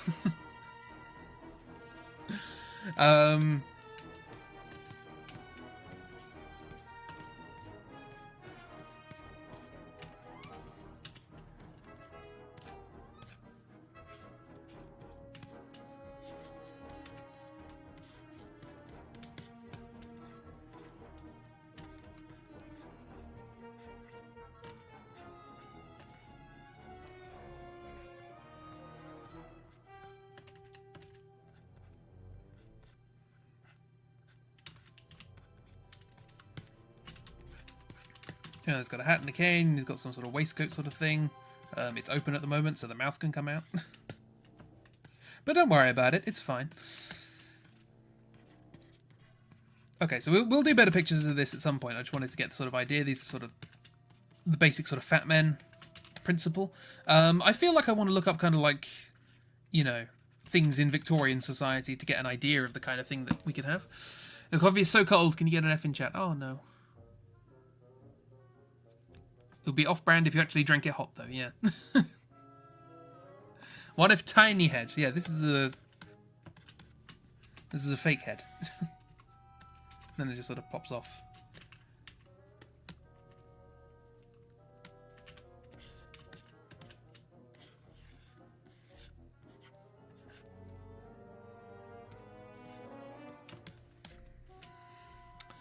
No, you meant be, I love it. Look. What if big hands? This is the Dishonored crossover we're looking for. Could be big hands. That's the kind of thing that would be interesting, is to introduce strange proportions. So we could have, you know...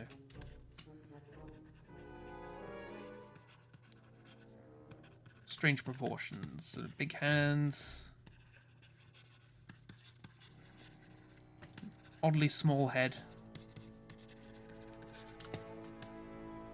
Sort of very fat.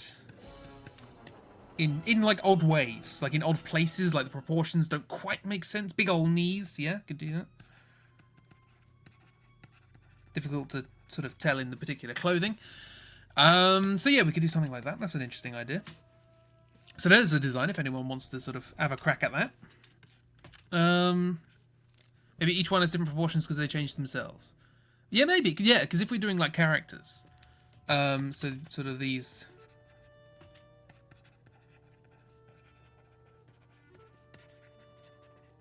From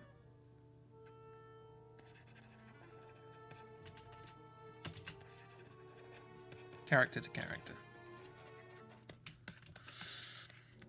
These fat men. Yeah, I like the idea that they are sort of in some way able to change their shape, but they're not particularly good at it. Like they can get the rough approximate. They don't really see, you know, it's like if we were to look at two random frogs, we wouldn't see much of a difference. But the frogs can identify themselves, so they have a bit of a difficulty getting the precise details down with regards to how a human ought to look. That's cool. I like that. It's always good to get that kind of uncanny sort of feeling. By the way, this I don't think the head does detach. I like the goof. The goof was fun. They're all fat though. They're all fat because they've got to fit in. You know. Literally, they've got to fit inside. We could also design what those aliens are supposed to look like. Normally, I don't know if they're necessarily shapeshifters precisely. I don't know how are we going to do that. I don't because if they're shapeshifters, then they could just sort of do it on the fly. I suppose. I'd rather think they go through some sort of process to do this, like a kind of cocoon sort of thing. It's like the Slitheen. I don't think they're going to be zips. You just look on the back of them, and there's like button fasteners. They're not shapeshifters, they just wear skin. Oh, but yeah, maybe it's sort of like, it's always bloody Doctor Who, isn't it?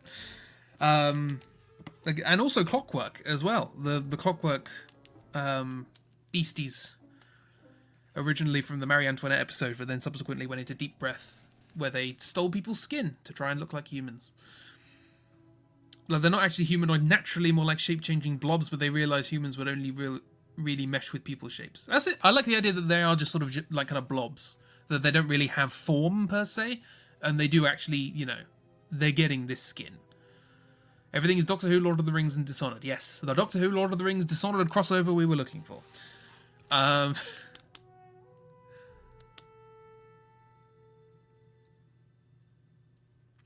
Yeah. So okay. So sort of.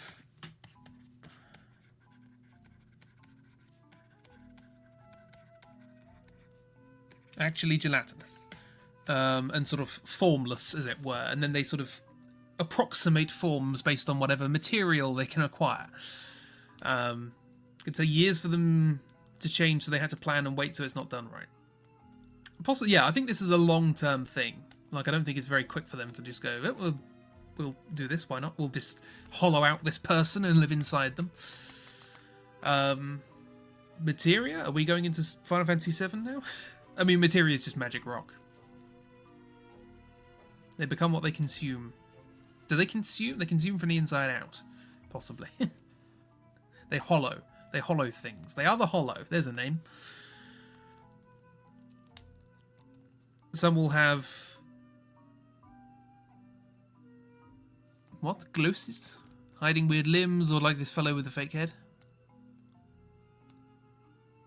Oh, gloves! Oh, I see.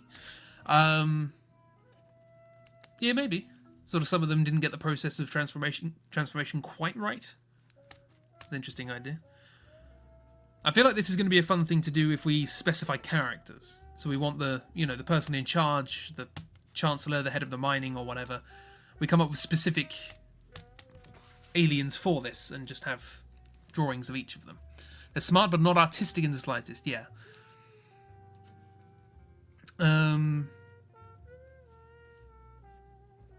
Mr. Ferdinand Atman. Like it. Okay, so we've got those. And I suppose you can do something similar with the or maybe that's it. Maybe the butlers, because I was thinking of like their servants as being in some way in league with them. You could maybe have a mixture of humans which are happy to serve these things because they are, you know, in some way superior, not of this earth, godlike somewhat.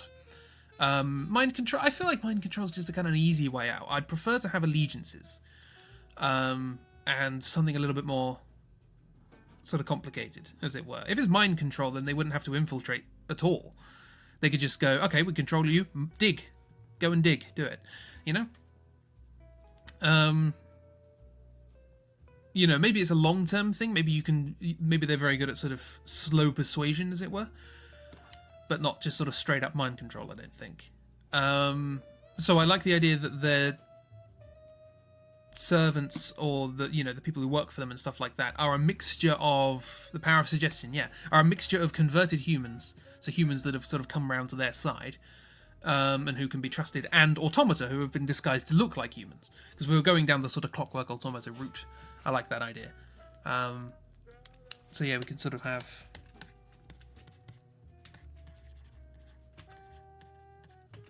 I can't write.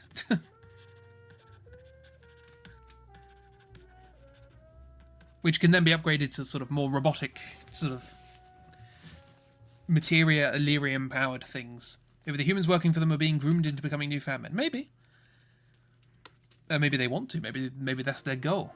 Like, I can ascend too. When in reality, they're just going to be eaten from the inside out. Plus, sort of, what would you call them? Sort of...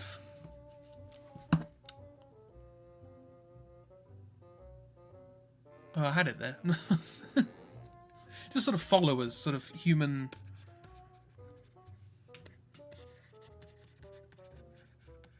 Followers, sort of, I don't know, worshippers. It's not really worshippers, just people who sort of thralls, maybe. I mean, it'll do. Followers / thralls.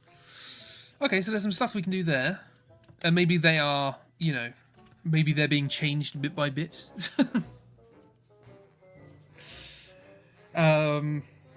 You know, maybe they're the sort of exalt equivalents. They're mutated humans in some way.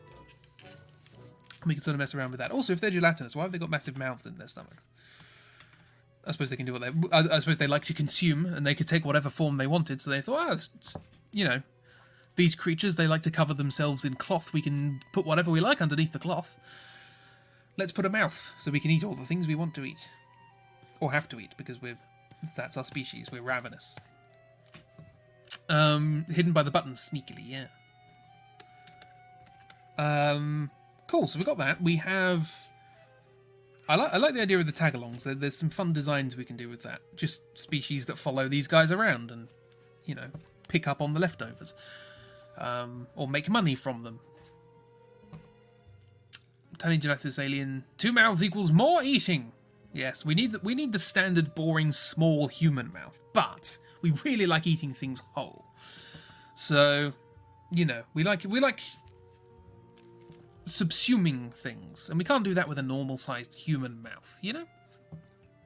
We need a bigger entryway than that. So yeah, there's some fun stuff. I feel like this is going to be sort of fun miscellaneous designs, and then these two designs sort of have to be kind of linked together, but sufficiently different. And we can also come up with other things. So we've got the spores in the mines, and we could probably have something similar from the sea, sort of a more animalistic sort of thing. I should probably go here. I don't know what the sea... so these are kind of angered by pollution.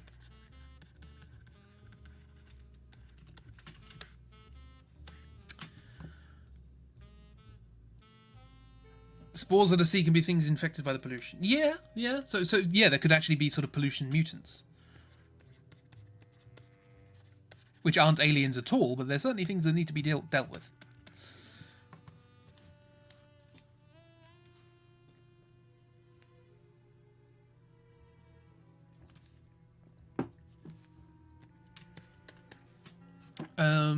Because I imagine that the spores of the mines, these guys, but with more updated clothes and stuff, that those spores are alien. They came down with these guys, and because they've been living down there for so long, the aliens are immune to it. But once they got out and found humans, ooh dear. So I don't know what the polluted mutants would be like. The first, purely man-made thing, as it were, a thing caused by the humans. Polmutants. Polmutants. Mutation. They're very affected by pollen. Oh, it's me then. They're just guys with hay fever.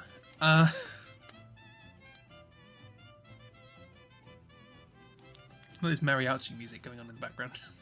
Very appropriate. I don't have like the Dishonored soundtrack or anything. That would have been nice. You don't want to be a mutant? Oh, do you have hay fever as well? It's annoying. I live near woods. Okay, so maybe that's what sort of helped anger these guys, is that the mutated sea life started attacking them. You're going to slink off into the dark? No, you're not. You're going to go with a fanfare. Everybody say goodbye to Oobs. They're wonderful. Thank you for coming along. In true Purple Star Project fashion, we're all going to be aliens. Yeah, sure, pick an alien. We can be characters. This is a character-driven thing, apparently. Hey! I don't do that, Dark. That'll trigger your hay fever straight away. Can't wait to see what everyone comes up with. I'm interested because you guys have sort of built a cool thing here, and again, because it's sort of character driven, you can, even if a design for a species is done, you can still be creative. So have a good time. Enjoy yourself.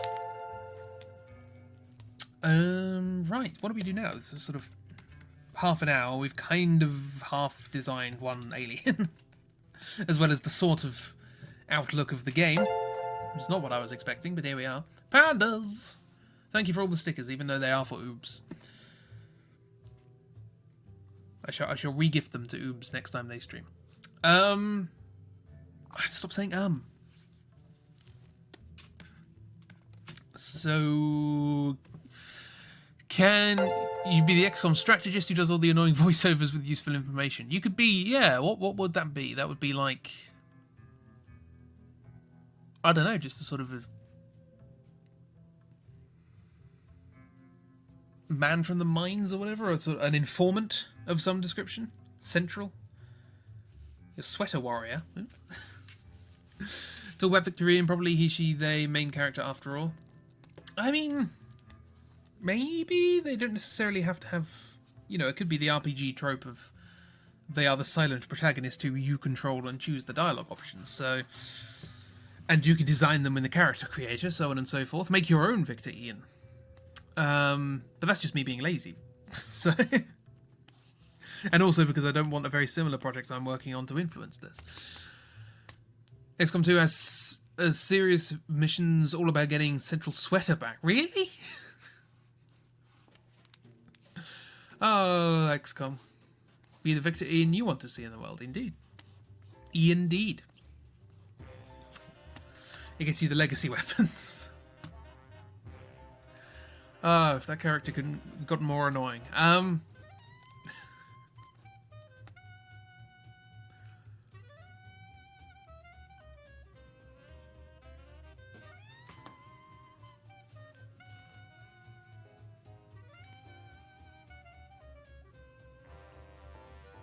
Yeah, I don't know. I don't know sort of how to go about designing these guys. Like, it's kind of a big deal to design the mines and the sea ones because they have to be inextricably linked. Maybe design the Crowkeeper? I mean, the Crowkeeper, I presume from what we've said before, the Crowkeeper is a guy who uses crows to send messages. So we were essentially designing character design. Not entirely my area. I'd like it to be, but I'm not sort of under... Hello, Reggie. We could, I don't know, I feel like I'd need to look up loads of references of like Victorian clothing and stuff like that, and I'd like them to be a kind of... The temptation is to go with the kind of Van Helsing-esque look, but I'd probably end up doing something more like Peter Cushing, ironically. Sort of this old man who quietly sort of tends to his crows and so on and so forth, and then you find out that he's actually a badass. Let's talk about where the story starts. Okay, yeah, that might be a good way of doing it. Yeah, well, I suppose that really revolves around who is our character. We can talk about the character, not necessarily physically design them. So who is Victor Ian? Which I know is what you said before, but we're doing it now. So I love to do that on the stream. Shoot you down and then do the thing you told me to do. So hang on, I'm just going to make a note. Crowkeeper.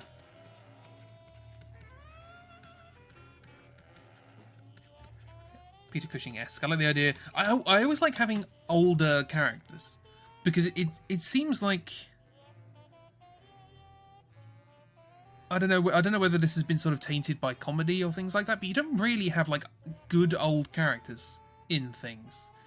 Like most old characters I come across are old for the sake of being comic relief. Haha, it's funny they're old. Like, they're old and they're doing a young thing. That's funny. I don't know. They're a cool. You can do good old characters, and not have them be old wise sages who can't actually have anything to do with the story because the young person's got to do it. Does Victor work for the fat man, or do they do their own thing and a bit lower in the social ladder? I think I like the idea. You could have a kind of they work as a kind of middleman, sort of between. Avatar? Who? Are we talking about good old characters? I like good old characters. Yeah, as a kind of middleman. So they're sort of middle. They don't work sort of in the mines or in the docks or anything like that. They're assigned to kind of management, maybe something like that. Or, I don't want to go straight up gumshoe. I don't want to go straight up investigator. I want someone who kind of fell into this, but nonetheless actually has a reason to be doing the things they're doing. So if they're kind of just in charge of overseeing operations or something like that, some sort of management type thing, like a bookkeeper or something, someone keeping charge of accounts, and they have to visit various places and they notice that things are a bit weird.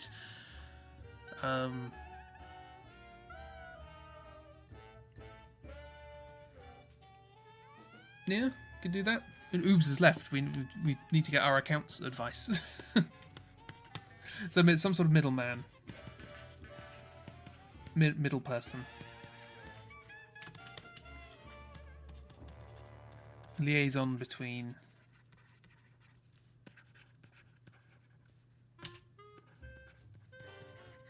upper class and lower class.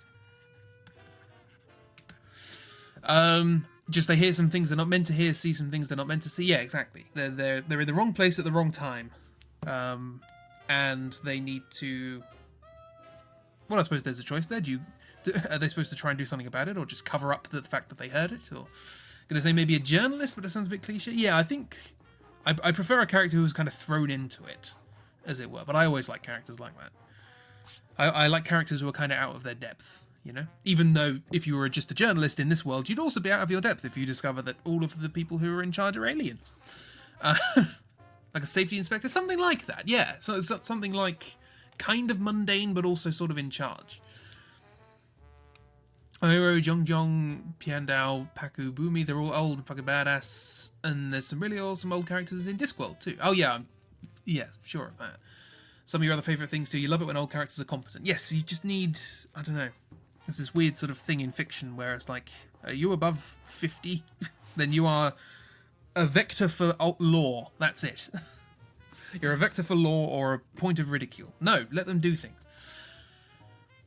Then they have a reason to visit everyone. That's why I was thinking like a kind of bookkeeper or an accountant. It's like they're going over figures. They have to visit the mines and the ports and things like that to try and, you know, read the books. Again, this is a place of old technology. You can't just have this information wired. You have to go somewhere and look up the actual values. This world has mundane characters in charge too. Yeah, I like that. Yeah. Victor is just AU oops. I mean, we could do that. We could base it on oops. I have no issue with that. Yeah, some sort of like a manager or accountant or something like that.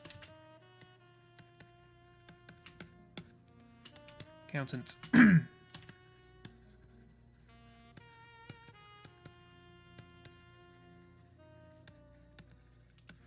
Wrong place, wrong time. So, you know, find something in the figures and overhear something that's not great, or that they shouldn't know. Here's the question, though. Do we have it as, like... What would they do from that point? I feel like they would have to be coerced into actually investigating this. They can't just, you know... Well, I don't know. I'm imagining quite a meek character, but I suppose if it's... We could have someone who's actually more curious and determined to understand these things. Because I don't want like a Dishonored situation. I don't want it to be like, oh, there was this person in a position of some sort of authority. They were then in the wrong place at the wrong time, and as a consequence, are now a fugitive who is in league with an underground group of people who are trying to sort things out. You know, I want it to be a bit more. They kind of stay in their position, but they're being watched, or they're being, you know, maybe they try to go to the authorities first, but oops, the authorities are also the aliens. Yeah. So, like, they realize there's a problem, and they go to the authorities, and the authorities are like, oh, yeah, sure, we'll sort it out. And they find out that the authorities are also in on it, but they don't, you know, maybe it's not like the authorities find that out. They just assume that he'll go away and get on with life as it is, but he realizes, oh, no, something's up here. So they see all this stuff maybe get thought of as a problem, then ends up getting corralled into the resistance. Yeah, I was just wondering whether we need, like, a, you know, is there a resistance? I kind of feel like that's something we don't necessarily need. That's kind of what I was... I don't know, I just feel like they've actually managed to do a good job of keeping this secret. And with their sort of pseudo mind control, it's not really mind control, but suggestion or something like that. People don't really know there's something wrong. Exactly. Like, there might be, like, maybe just a conspirator guy. Something like that. Like maybe a small group of people who also know something's wrong, but they haven't done anything about it. They're just trying to survive. Like the Crow guy. The Crow guy could be one of them, who is, you know, he sends messages. He knows an awful lot about this city. And he kind of like, maybe he can be sort of like a pseudo-organizer for this sort of group. Maybe just someone who entertains Victor until they realise Victor is right. Possibly, yeah. Like I said, these can all be characters. You know, and there could also be like a kind of resistance. There could be a resistance, but not necessarily to the aliens, but to the aristocracy. There could be like a kind of, you know, proletariat sort of thing, not knowing that there's actually an alien thing going on, or like, you know, people in the mines who are fighting for better working conditions, or the ports, a union, or something like that, and it's just completely unrelated, but can be in a sense weaponized against the aliens. These are all things that could kind of link in, and again, I expected this stream to be us designing aliens, and here we are, talking about politics. So So yeah, maybe. I feel like Victorine is the kind of like the catalyst, the kind of accidental catalyst of this whole thing. There is no organization here. Victorine just sort of organizes it as he goes along, or they go along. Design aliens, discuss politics, same difference. Eh. I mean, that's sort of arguing propaganda in politics is designing aliens, I suppose. It's one side of politics, anyway. So, yeah, I kind of like that idea. That he's just sort of...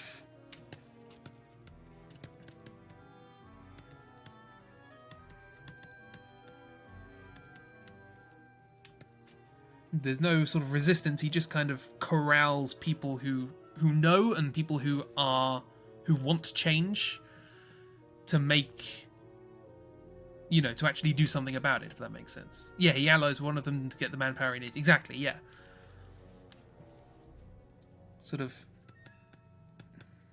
joins together / rallies. Ooh, I can spell.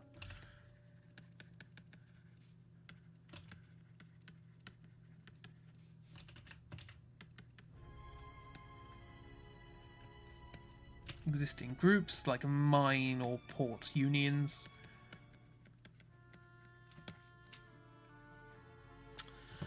And then they figure out, oh, as aliens, it's worse than we thought. Yeah. Plus, a small group of, you know, people in the know. Yeah.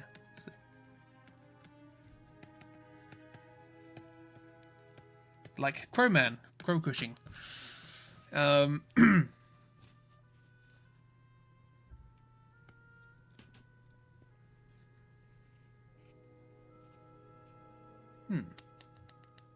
So the overall goal is revealing this and getting everyone to overthrow the Fat Man. Pretty much, I think that's the.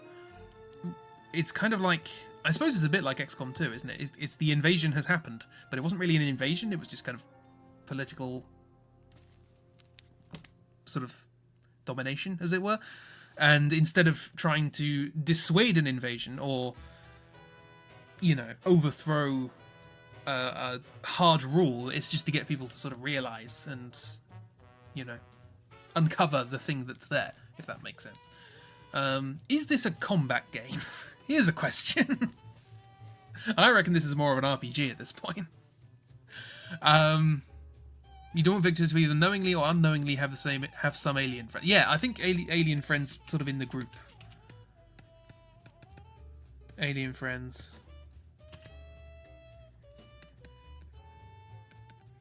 Knowingly or otherwise.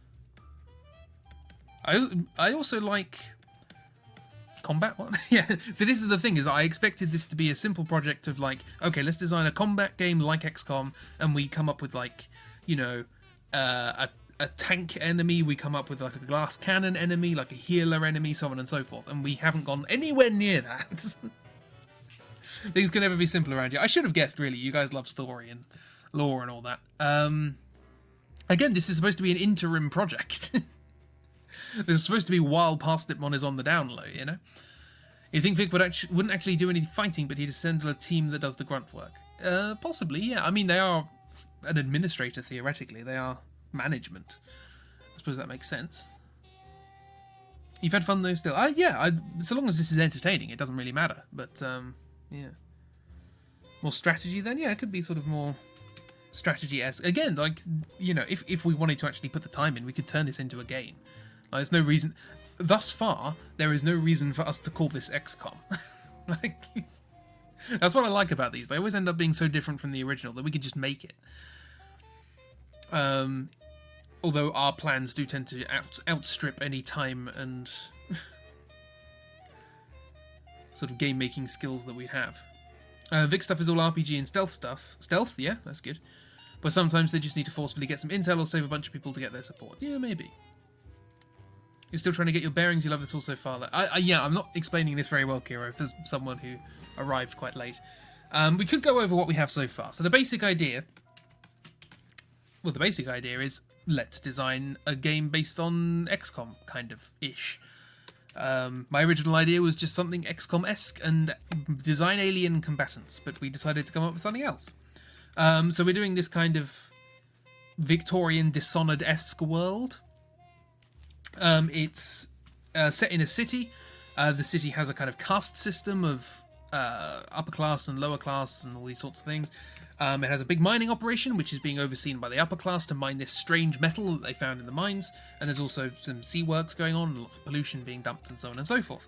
Turns out that the people who are in charge, the aristocracy, are aliens who go from planet to planet, stripping it of the resources it wants, and then, consuming everything that's there once that's all done.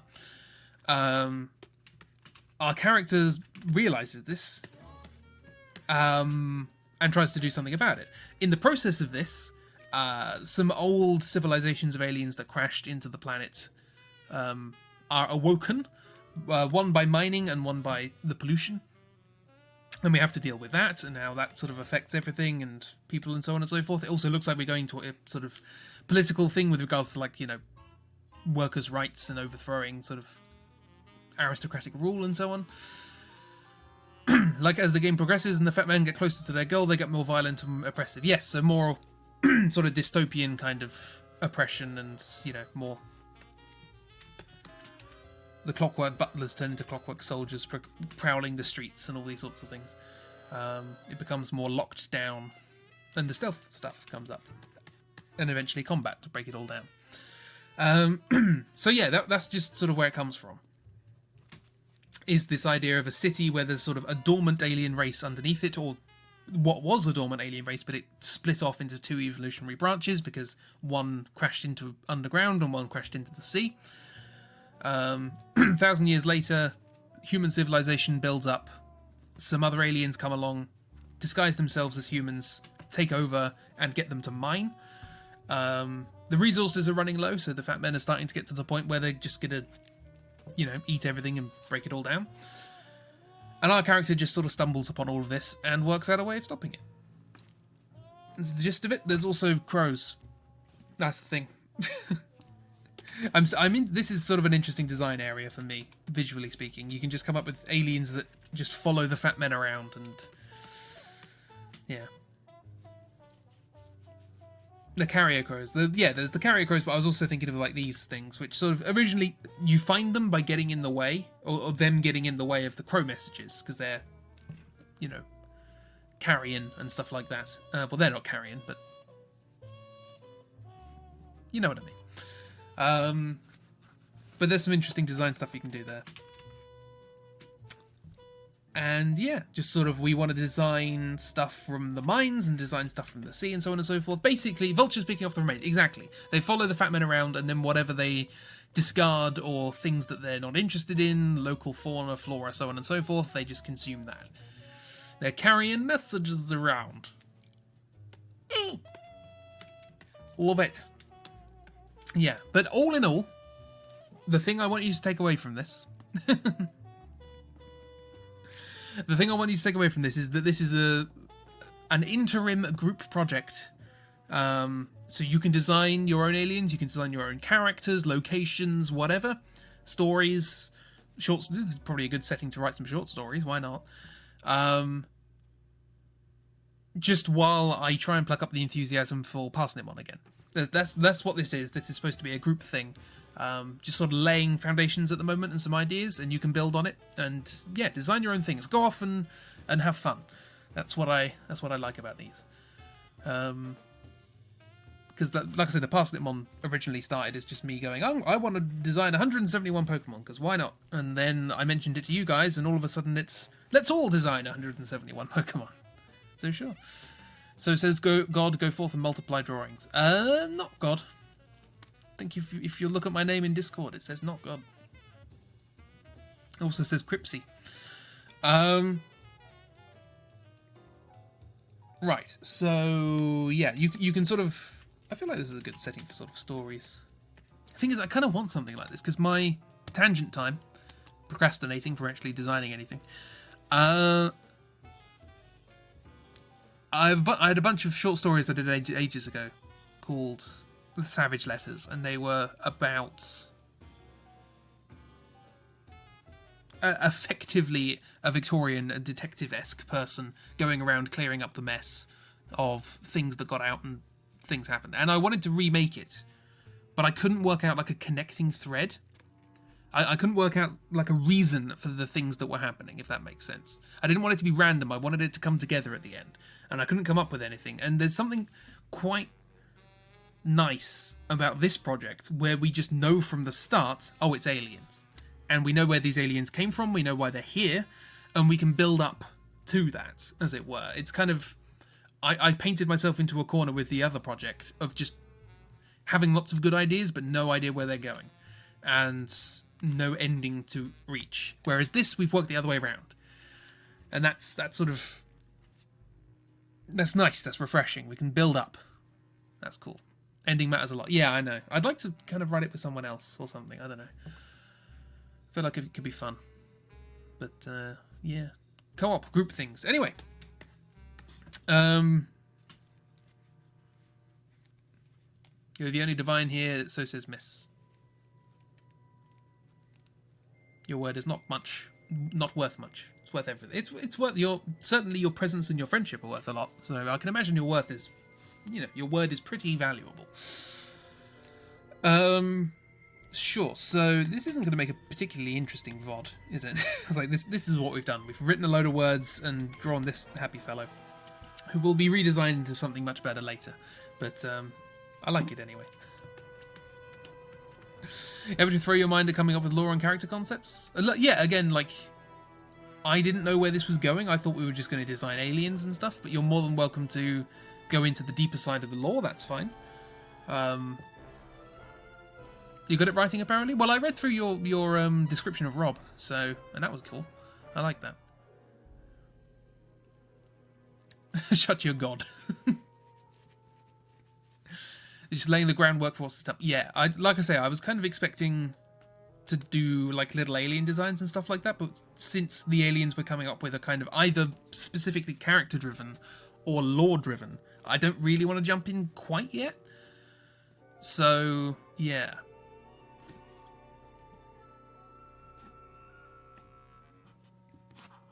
Dark's good at writing. I like coming up with ideas. There needs to be a word for that, because I always refer to that as writing, and it's not writing, really. Writing's hard. Actually getting words down on a page is difficult. Yeah.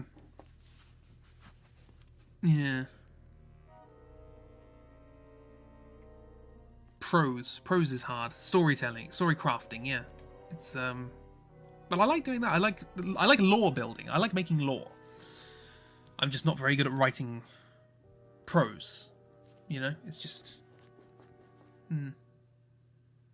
It might have something to do with the fact that my only two literary sort of influences are the world of maths, which is not exactly a poetic language or style of sentence structure, and late 19th and early 20th century literature, mostly horror. So it's quite flowery, quite ornamented language. As a consequence, every time I try and write prose, I always think, oh, that sentence is too boring, it's too normal sounding, I need to make it interesting, and then I get stuck on one sentence and can't move, Many writers struggle with the actual writing process too. Oh yeah, it's like art. It's like, I love having made art. I love having made music. I love having written. I don't like the process of doing it. And that's why I like these streams. It's like when we do art on these streams, it's fun because it's something different. It's you have the social element and the cooperative sort of thing. I'd like to do it constantly, but it would lose its charm and novelty. You read a lot of fantasy and sci-fi adventure stuff, but listening to Conan and Lovecraft recently, so the muse is flowing through you. Fantastic. Just write in an ascending history of English literary styles. No, I feel like it would kind of be easier in a sense, because in that way it's sort of less creativity and more mimicry. And I seem to be quite good at that with art. Like, just copying styles and sort of things like that, with like the SSS comics, sort of imitating the style of a thing for the sort of outer I don't know, shell of it, as it were. That's quite nice. So maybe, yeah, maybe prose sort of works like that. If I were to just straight up go, okay, let's do this in the style of Arthur Conan Doyle. Let's do this in the style of Lovecraft, you know? Yeah, maybe, I don't know. Who knows? I'll get round to writing again someday.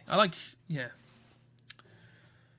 Recommend the Magnus Archives Dark if you want to listen to some interesting and very dark stories.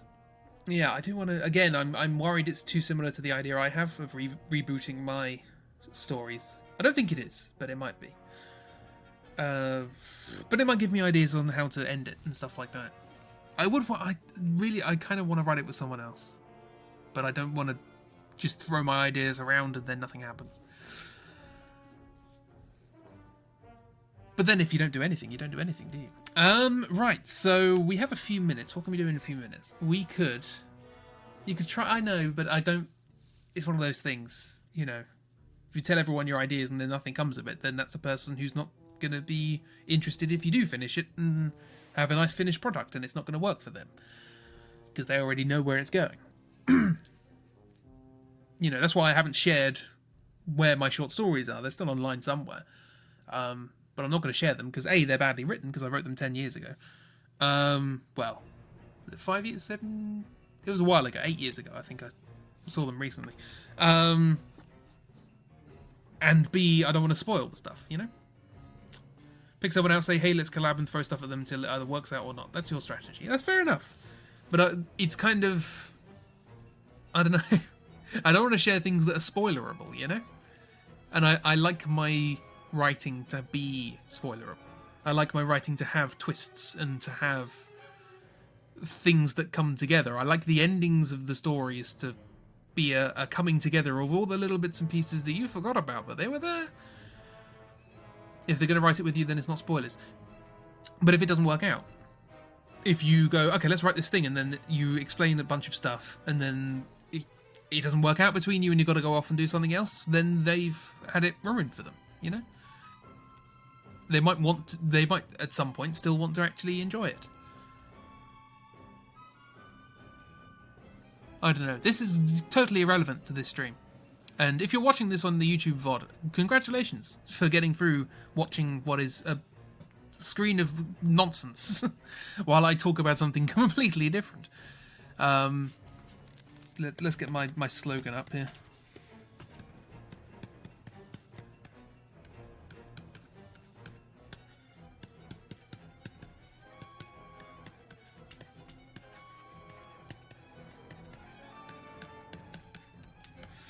Yeah. They will enjoy it, you turn back. Look, I don't know. I worry about these things. And also time. Time's a thing. God, blimey, don't get enough of that. Yeah. I don't know, we'll get to it. Because if they're left before the project was completed, it still has potential to change. True. But it's I don't know. I just need to come up with that ending, and then I've got something. I mean, if my plans do come to fruition, and I maybe turn what was originally a series of short stories into a series of audio plays, I might need some of you to do voices if you're interested in that. Because I sure as darn can't do voices. So, butts are for Crow to draw, not for you to think about. True. I don't think about butts.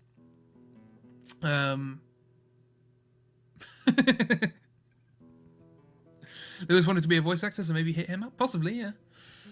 I've got to come up with the characters. The thing is, there would be a lot of characters, but it's also presented in the form of like some letters.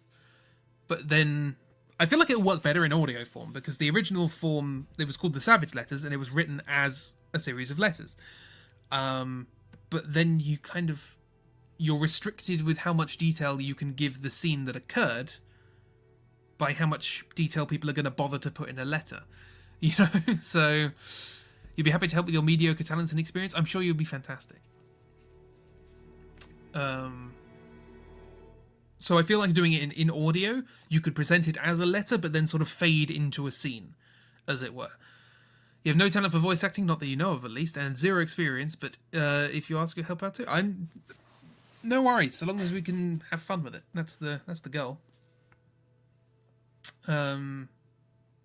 Yeah, I have no experience with voice acting either. My voice is very monotone. And I worked out not too long ago that whenever I try and sound enthusiastic, I just sound angry. So that's not good. Then I stopped doing voice acting stuff from that point forward.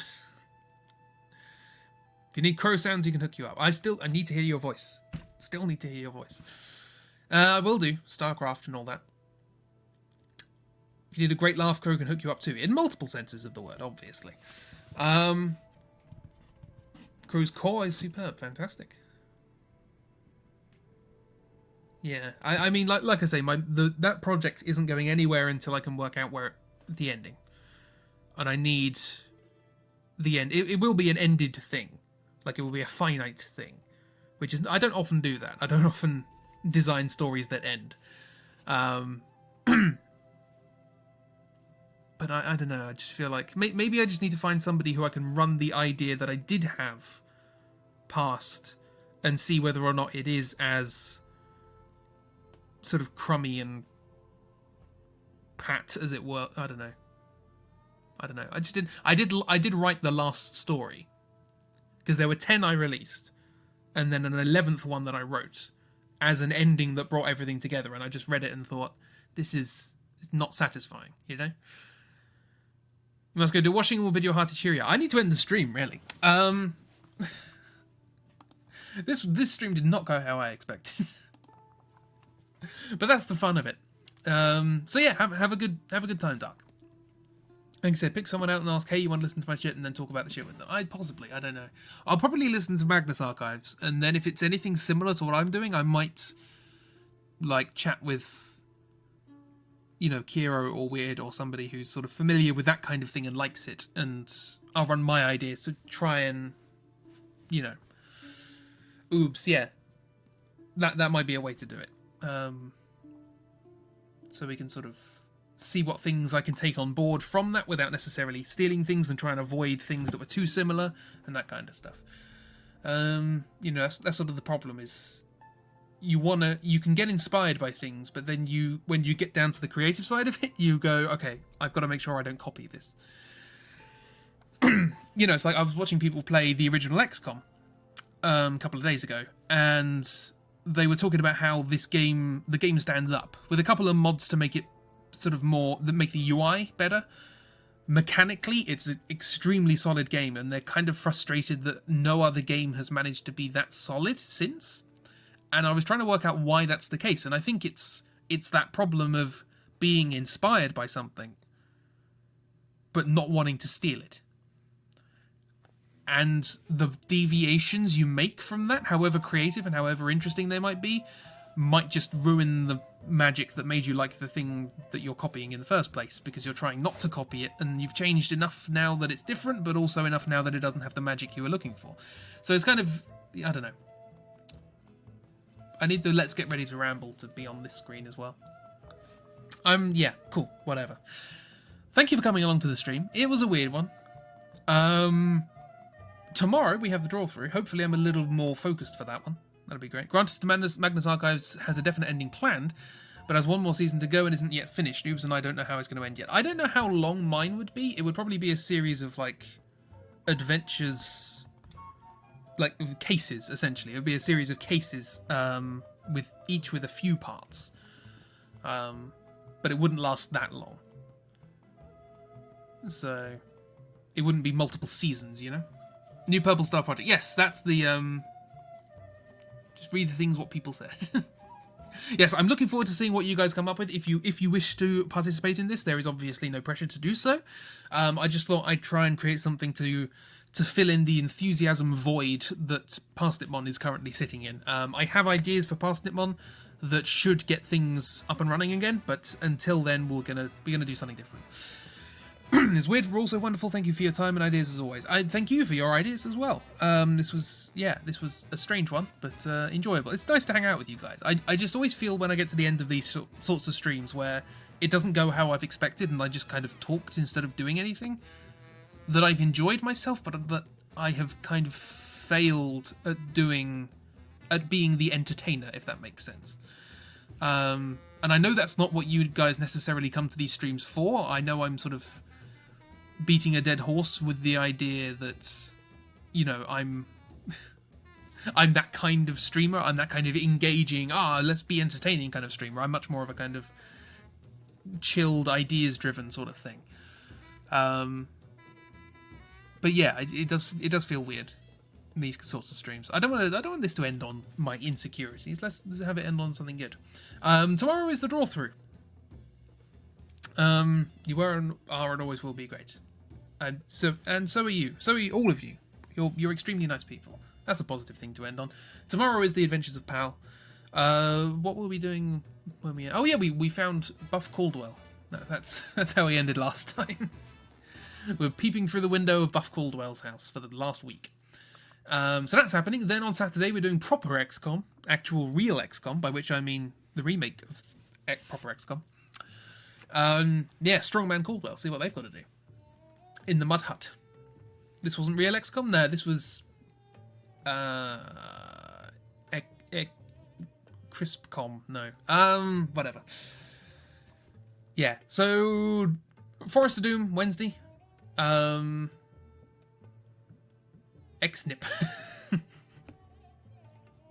No. Don't Google that. I imagine you'll get some weird results. Forest of Doom on Wednesday. Saturday XCOM, Sunday Wildcard. We'll probably do another game I have a key for. A different type of game. Bit more chill, bit more interesting. I finished Gunpoint, by the way. It's got a very cool thing at the end of it. The story continues to be interesting. It's quite short. I don't think I would have gotten another stream out of it.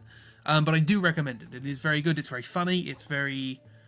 There are emotional parts in it, and there's some just really cool... The writing's very good. Gunpoint, it's a good game. And we'll be doing another different sort of game that I have a key for on Sunday. Yeah, sorry, Chippy, that was the raffle. The 50-50 chance, coin flip, and you lost, I'm afraid. Hopefully Emily enjoys it. Yeah. So I'll see you tomorrow, if indeed you can and wish to come to the stream. But you still want it? It's quite cheap, isn't it? It's not a particularly expensive game. But it's up to you, obviously. And it's also fun if you're, you know, I wasn't expecting it to be a puzzle game. I was expecting it to be sort of more mechanic, more stealthy action thing. But it was very puzzly. I like that. It's cool. The game creator also has another game. Heat Signature, is it? Sort of in space, sort of jumping from spaceship to spaceship, sort of dungeon crawler kind of thing. €7, that's pretty good. Little indie game, few hours. If you're the kind of completionist who likes to go through and, you know, get all the laptops and do it all silently without being seen and all that, you can get a lot of time out of that. But I'm very much... that was a fun story. No? That's fair enough. Yeah. You can get it if you want. You don't have to, obviously. It's your money. You can do it as you wish. Yes. Not good enough at games to be a completionist. I think we've already gone through the fact that I've gotten the achievements for, I think, 2 games. So, unlike Kiro, who has like 30 platinums or whatever. Because Kiro is the pro gamer, as we know. 13. Lucky number. So, yeah. I'm going to end the stream. Because I'm inexplicably tired. Can you tell? Pro gamer Kiro, yeah. I look forward to any streams you do in the future. That goes for all of you, but I was specifically remarking to Kiro because I know things have gotten in the way and various bits and bobs, but if you do want to get back into it, you can.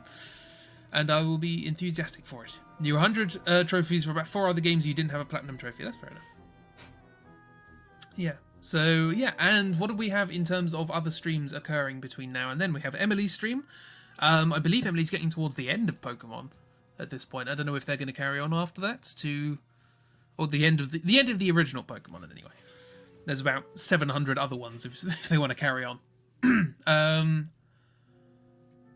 So there's that. Is anyone else streaming tonight? You get to your favourite Pokemon? What's your favourite Pokemon? They posted Vaporeon recently. Okay, so it'll be... Yeah, because Eevee was the last one I saw. Spinarak! Spinarak, Marowak, Jump Off Fleabass. I just know this is lyrics in the Poke Rap at this point. Which I usually use that as a warm-up thing. But no, Spinarak's cool. I like Spinarak. said they finished Gen 1, take a break, and maybe continue later. That's fair enough. Absolutely. Because, like, when I eventually finish Foggate, I'll probably take a break if I decide to carry on to something else like Bloodborne or... Also, Skarmory. Skarmory's cool. Skarmory was my favourite when I was a kid when I found it. I was like, oh my god, Metal Bird. I was looking up a thing, wasn't I? I'm trying to look up the timetable for things. So that we can know when people are streaming and I can be aware of these things. According to this, it's between now and the next stream, the Forest of Doom stream, Emily is the only other streamer, which should be cool. That's happening. And then it's Forest of Doom. Then we have Triforce is doing RPG stream. So that'll be Breath of Fire, I presume. Oob stream on Friday. That'd be fun. Saturday morning is Triforce again. Weird stuff on Sunday. There's lots of streams. Check the Discord. Yeah, I should have ended the stream a while ago. A couple of you called out. Everyone has skipped over you. I didn't see you on there. Are you on there? I mean, we know Chippy Nether's days. That's a fixture. Yeah, Thursdays are for Chibbies. Silly rabbit. Yeah, I'm getting delirious. Have a wonderful time, everyone. Enjoy yourselves. Be good. Be kind. Be fantastic. I'm gonna find some music that'll be good to end the stream on, and have a wonderful time. Goodbye.